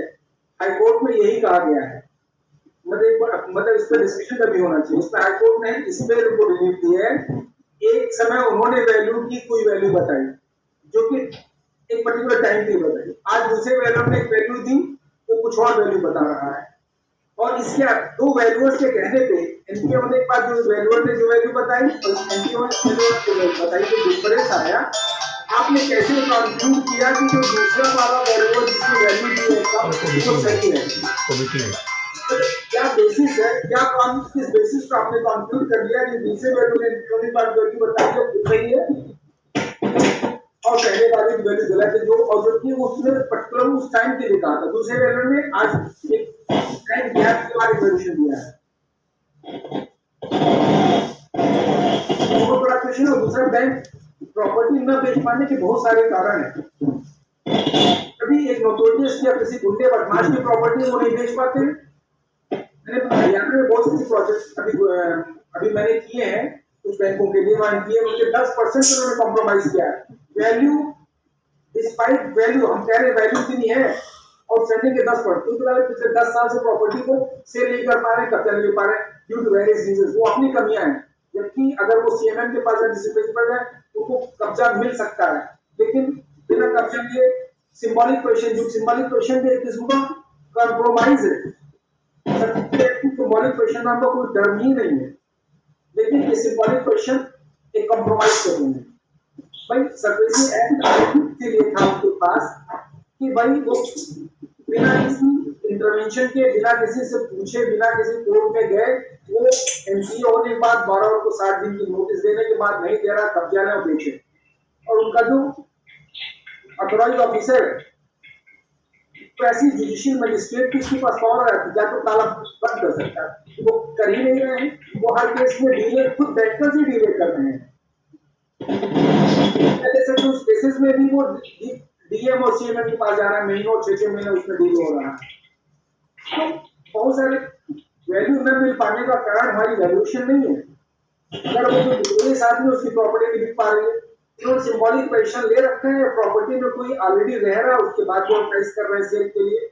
ऐसे केसेस में जब कोई खरीदार तो वहां जाता है, वो सोचता है इसमें कोई प्रॉब्लम है नहीं आ रही, तो देयर आर वेरी रीजंस कि उनको वैल्यू नहीं मिल पा रही है एडवर्टाइज करने के बाद भी। और तीसरा आदमी जो मेरे दोस्त ने पूछा था एजुकेशनल इंस्टीट्यूशन, इस तरह की प्रॉपर्टीज, जैसे मेरे पास एक अच्छा खासा एग्जांपल आया था बड़ी शॉप पे, यहाँ पे एक बड़ा प्रॉब्लम कैसे बेटा होता है, वहाँ पे एजुकेशनल इंस्टीट्यूशन था, अलॉटमेंट एजुकेशनल इंस्टीट्यूशन का है, उसकी वैल्यू करने को मुझे कहा गया। मैंने उसकी वैल्यू जो एक्स वैल्यू बताई, बारो कह रहा 5 टाइम्स है, एक तो ग्रेटर नोएडा का हर्ट है। हमने कहा what ever it is, but it's use is institution, क्या किसी एजुकेशन इंस्टीट्यूशन नहीं चल सकता है? और आप बताइए इतने कैपिटल इन्वेस्टमेंट के बाद क्या कोई एजुकेशन इंस्टीट्यूशन वायबल होगा? लैंड लेके आज कोई एजुकेशन वायबल होगा? चाहे तो आज सारे यूनिवर्सिटी का दलगुटिया ये जमुना एक्सप्रेस 5000 मिला के रेगुलर डायरेक्टली बुला ले भाई, और कम्युनिटी काउंसिल पर स्टॉक कर land for education institution, hello की वायबिलिटी भी तो देखी जाएगी। हां कि 10 मिनट बाद भेज देना। एजुकेशन इंस्टीट्यूशन एक विलेज में इसलिए नहीं बिक रहा है डिस्प्ले होने के बाद ना, अब वहां पे कोई स्कोप नहीं है भाई।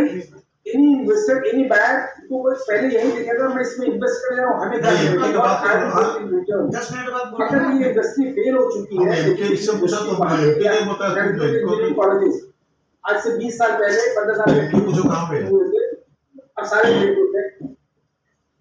तो ये इस पॉइंट को भी तो देखना है, कहां कुछ इसे नहीं मिल रहा है।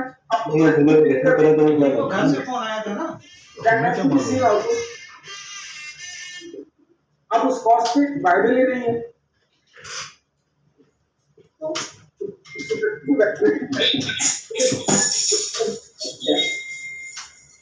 बायर नहीं है। वैल्यू मिलना, हमने जो वैल्यू किया था हमें सिर्फ डिपेंड करना, और बाकी अगर कोई कारण है वैल्यू नहीं मिल रही है उसका हम वोट कर सकते हैं, और वो हर आदमी एक्सेप्ट भी किया जाएगा। हाँ, अगर वाकई हमने आर्बिट्रेटली बहुत फायर कर दिया उसकी तो बनाने को नहीं पड़ी, लेकिन अगर ऑनेस्टली किया है तो we are able to do. जैसे अभी सामने बताया कि डिपेंड किया, उनको कोर्ट में पूछा, उन्होंने बैंक ने पूछा कि आपने क्यों किया, उन्होंने डिपेंड किया अपनी प्रकार वैल्यू।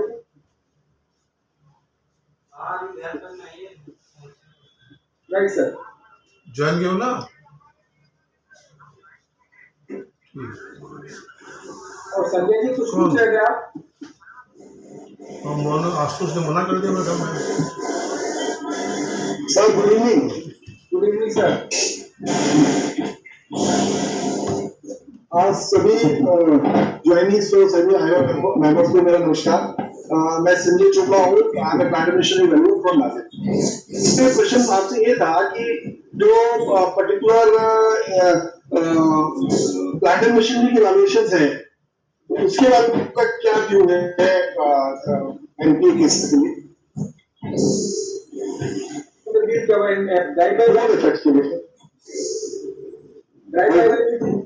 मतलब यहाँ पे ड्राइवर वाली जी जी मुझे लगता है कि प्लांट मशीन में डाटा ऑपरेशन को करने में कोई दिक्कत नहीं होनी चाहिए। मेरा ऐसा मानना है कि प्लांट मशीन में जब तक आप उसको एक 3 साल से बंद करते हैं, अगर यह कुछ दिनों से नॉन फंक्शनल कोई यूनिट है तो उस मशीन के बारे में आप बहुत ज़्यादा आपका कह सकते हैं एक्सपीरियंस से ही वैल्यू करते हैं। You are not going to open that machine, you are just see आज देखते हैं तो अगर आप इंश्योर कर सकते हैं कि उसमें कोई डेप्थ नहीं है तो इंडस्ट्री में आपको कॉन्फिडेंस है कि आप इसको डिस्क्लोज करते हैं तो प्राइवेट वर्जन से पता नहीं हम समझ गए वो पढ़ के सुनाते नहीं। और सर मेरा जो पर्सनल एक्सपीरियंस है ना वो थोड़ा सा ऐसा है कि कुछ एक एक्सपीरियंस ऐसे हुए हैं in regard to NPA valuations मतलब we were asked to do valuations और हमें दी गई to the location which was around 250 kilometre from our place और वो वही केस था कि बैंकर हैड ए सिंबॉलिक और सिंबॉलिक को बोलते हैं कि फिजिकल कर रहे हैं तो आप साथ में चलिए। वो शाम तक हमें दौड़ाते रहे तो बोला शाम को पुलिस फोर्स के पास गए देन दे रिफ्यूज कि अब लॉ एंड ऑर्डर है। सॉरी मैं थोड़ा टाइम दूंगा उस पर्टिकुलर सिचुएशन को थोड़ा सा इन लेंथ डिस्क्राइब करने में। उसके बाद हमारे को जो फोर्स थी जो पुलिस दल था उन्होंने मना कर दिया क्योंकि सिक्योरिटी शार्प हो गई है हमारे पास अदर रीजन से हम नहीं जाते। But I had a clue कि जो टोटल चीजें हैं शायद उसमें ट्रांसपेरेंसी नहीं है। So we went to the site at around 6:37 and it had a worth of around 7 to 8 crores of plant and machinery. But very surprisingly we could not find a nut. तो किसी का तार भी नहीं मिला वहां पर sir. It was all empty. Number one situation. मैं कहना ही चाह रहा हूँ सर कि किसी भी प्लांट एंड मशीनरी वैल्यूअर को कभी भी ऑन डॉक्यूमेंट या प्रीवियस वैल्यूएशन या कोई भी डाटा जो बैंक सबमिट करता है जैसे भी किसी सज्जन ने कहा कि मैं बुला के कर दीजिए। ऐसे ही मेरे पास एक बैंकर का फोन आया कि एक क्या कहते हैं फ्लोर बिल है और उसका इंस्पेक्शन होना है this that you be ready next day और नेक्स्ट डे मेरे पास बोलते हैं कि आपको हम प्रीवियस वैल्यूएशन की रिपोर्ट भेज रहे हैं उसके बेसिस पे आप कर दीजिए। It is a very highly risky affair for all global asset valuers. शायद वर्मा जी मेरी बात से इत्तेफाक रखेंगे। तो रिस्क बैंक अपना खुद का है क्योंकि आप मैं वही तो कह रहा हूँ कि हमारा डिस्क्लोजर प्रॉपर होना चाहिए। वर्जन में हमने जिन कंडीशन किया है हमने नहीं देखा है और हम ये रिव्यू करके चल रहे हैं कि मशीनें सारी अवेलेबल है। अगर बंद है और हमने का नेबरहुड पे हमने इंक्वायरी की है यहाँ साहब अगर नेबरहुड से पता चल रहा है क्या मशीनें वहां से गायब हो चुकी हैं या नेबरहुड से पता चल रहा है कि है तो हम जो कंक्लूड कर रहे हैं उसका बेसिस क्या है ये तो हमें डिस्क्लोज मैंने वही कहा है। वर्जन में सबसे इम्पोर्टेंट चीज है ट्रांसपेरेंसी डिस्क्लोजर। हम डिस्क्लोज कर रहे हैं कि हमें एक्सेस नहीं मिला अंदर जाने का देखने का। नंबर 2 हमने इनके द्वारा प्रोवाइड डॉक्यूमेंट्स ये मशीनें थी उसके हिसाब से। नंबर 3 हमने नेबरहुड में इंक्वायरी किया बैंक से पता किया कि all of everything is intact inside the factory proper होना चाहिए। हमने देखा नहीं है हम किस आधार पे कर रहे हैं कि बहुत छोटी नहीं है सभी चीजें मौजूद हैं और जैसा कि आपने कहा बैंक नहीं है तो आप देखिए मतलब लोकल इंक्वायरी भी एक इम्पोर्टेंट चीज है। मैंने क्या बताया आपको हम लोकल इंक्वायरी डॉक्यूमेंट से बेस करेंगे लोकल इंक्वायरी बेस करेंगे मतलब प्रॉपर डिस्क्लोजर और सर जस्ट टू ऐड जब वो मशीनें नहीं मिली तो बैंकर सेट कि आप जा सकते हैं and we will not consider any valuation from your side. Sir ये तो खैर तो आपको डिपेंड करता है कि आप कैसे डील करते हैं बैंक के साथ। बट वेरी सरप्राइजिंगली आधे घंटे के बाद उनको हमें रोकना पड़ा क्योंकि उन्होंने बोला आप इंस्पेक्शन दीजिए कोई मशीनरी नहीं है so that we can launch FIR then they needed our document only. ये सपोर्ट बेसिकली में क्या पहली बार हिसाब में 250 क्विंटल दूध था, तो हमारा 2 महीने के अंदर 250 क्विंटल दूध जाने को तैयार हो रहा है। इसकी तो कोई क्राइटेरिया किसी किस्म का हमको कहीं से बात नहीं देते कि 250 क्विंटल दूध जाके बेचेंगे। Ultimately I have accepted my dear sir, हम प्लांट एंड मशीनरी वाले वैल्यूर हैं, हमें ज्यादा स्पीड तो जाना ही पड़ता है सर। अगर हम जा रहे हैं तो हमारे लिए कोई एक्सक्यूज नहीं है कि हम 5 किलो दूध जाके कर रहे हैं, 250 किलो दूध जाके कर रहे हैं। जी जी हमारा एक्सक्यूज हम बॉम्बे भी कन्वर्जन करने गए हैं, अभी भी जाते हैं कभी लाके जी जी जी एक्सक्यूज नहीं कि जब हम अननोन प्लेस पर कन्वर्जन के अपने बॉम्बे में जा सकते हैं। हम उस पे अगर हमने रिटायरमेंट को दिया है तो this is to excuse we have to do proper research and we have to defend our research. और एक चीज और भी है सिंह साहब, जो मैंने आपसे डिस्कस भी किया था, आज बात हुई थी हमारी आपकी, कि बहुत सारे केसेस में बैंकर इंक्लाइंड होते हैं कि उनका सिंबॉलिक है, सिंबॉलिक से वो फिजिकल ले रहे हैं, उसमें वैल्यूएशन हो जाए, और बहुत सारे केसेस में वो अल्टीमेटली जो फिजिकल वैल्यूएशन हो ही नहीं पाता है सर, जो वैल्यू को वैल्यू पर आ जाए तो दिमाग रुक कर इस तरह का सर किसी में कोई नॉर्म नहीं वैल्यूएशन उसी जिस दिन फिजिकल क्वेश्चन उसी नहीं आ गया। अगर हम कंफर्टेबल हो जाए कि आपने कहा ना हम कंफर्टेबल तो हम काम नहीं कर पाएंगे। इस तरह के हम बना के 4 घंटे बाद पढ़ाते हैं तो हम कंफर्टेबल है तो चीज को कम करना चाहिए।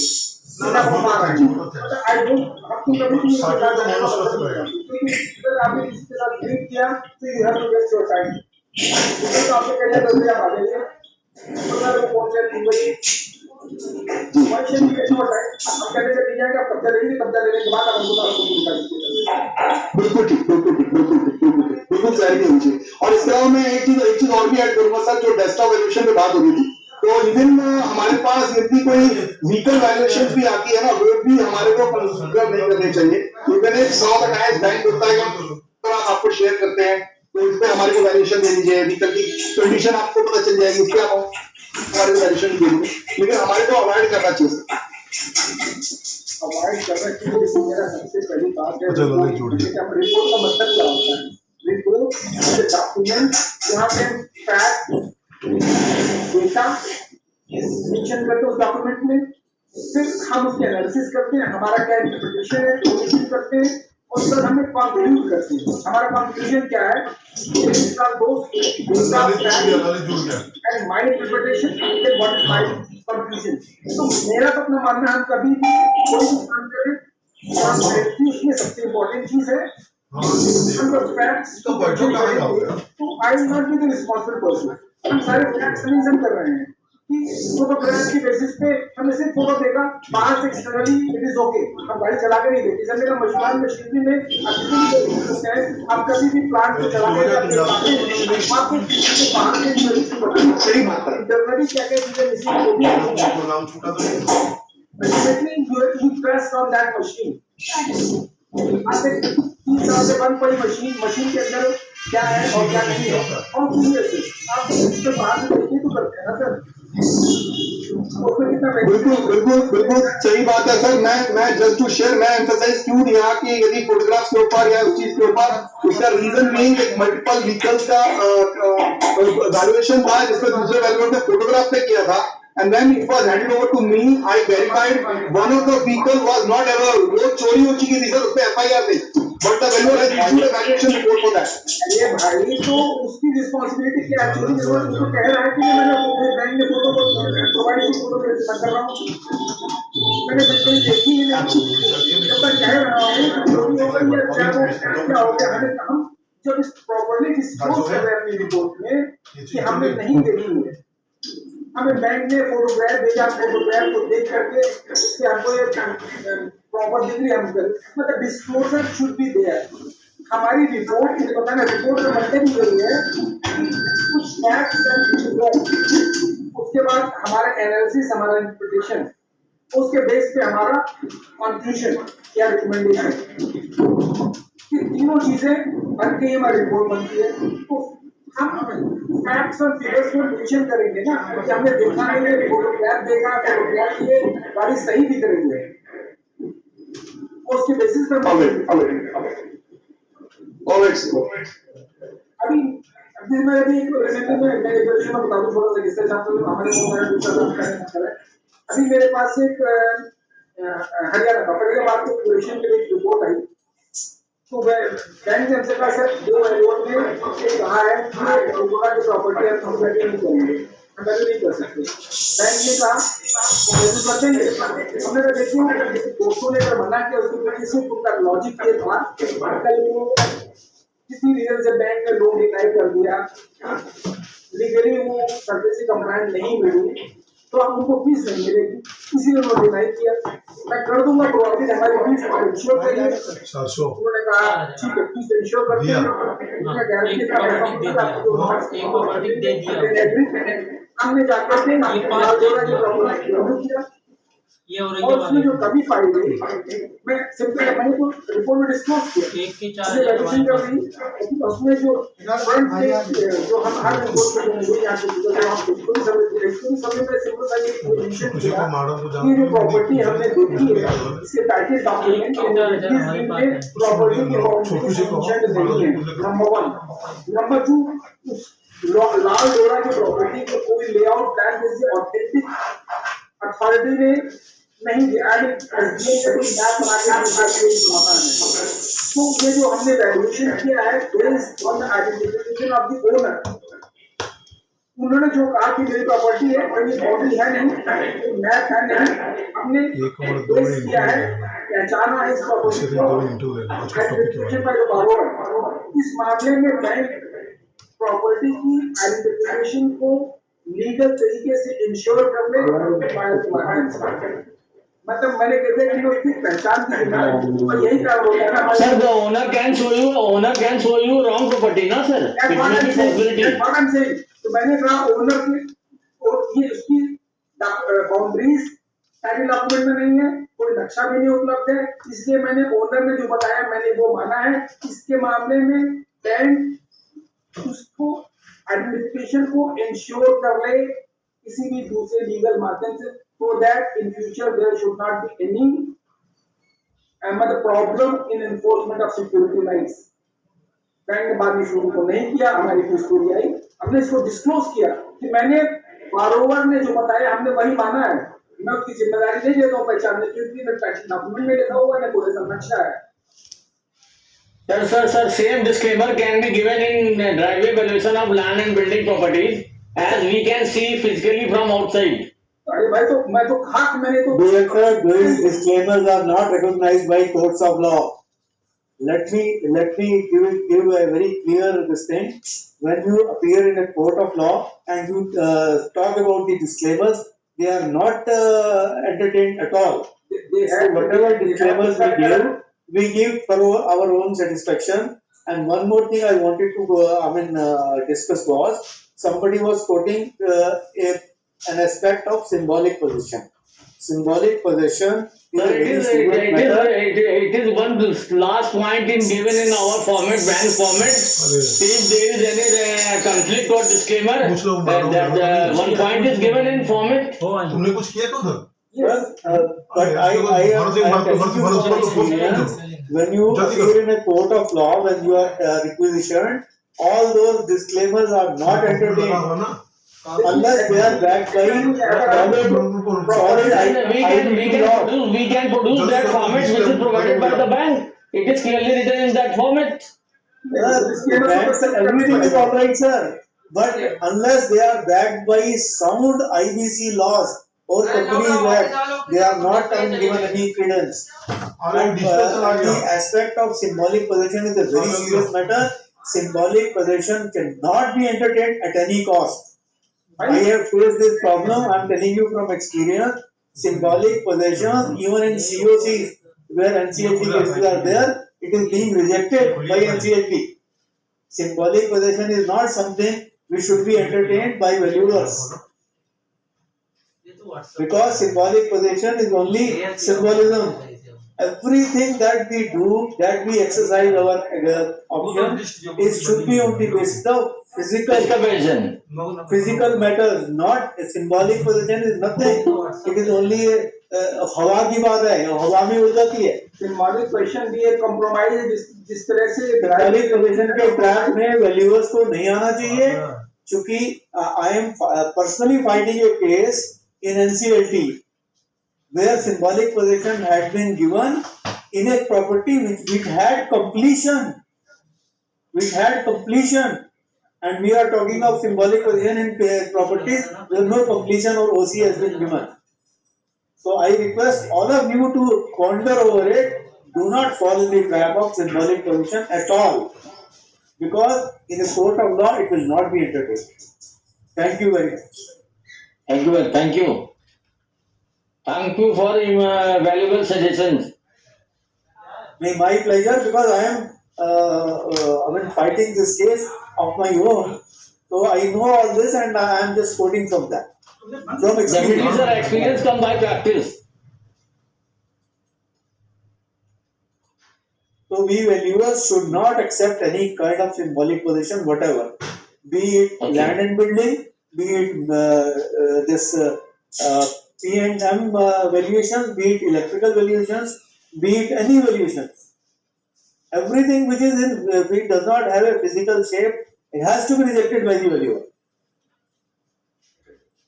जो आपकी आंख और समझ में नहीं आता है, वो वैल्यूएशन के काबिल नहीं है। बिल्कुल सही कह रहे हैं, जो देखा नहीं उसकी वैल्यू करना नहीं सर, सीधा तो पढ़ना है, हमारा तो बोल सकते। I am Satish Bogra by the way. Oh sorry. I am Satish Bogra by the way. I am some secretary from Delhi chapter. Okay. And I am sharing my experience. Very true. Very agree. Absolutely.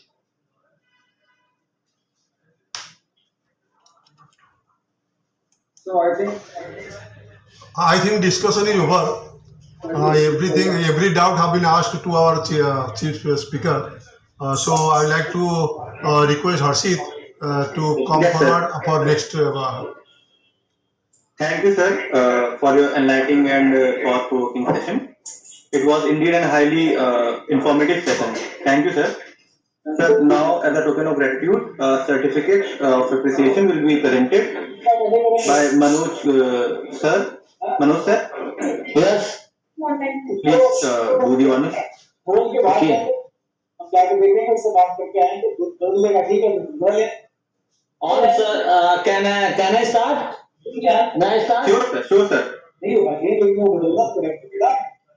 Sir, on behalf of All India Welfare Association, I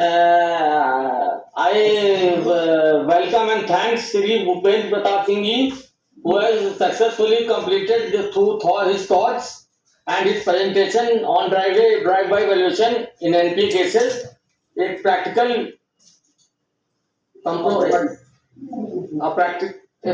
compromise in the technical webinar held today, that is on 4th October 2025, on behalf of organizing committee, council members, thankfully acknowledge the valuable support and wishes,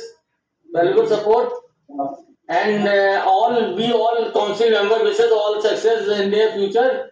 Thank you very much, sir, for your valuable guidance. Thank you, sir. Sir, now to conclude, I would like to invite Lalikant Mishra sir, officiating General Secretary, to deliver the vote of thanks. Lalit sir.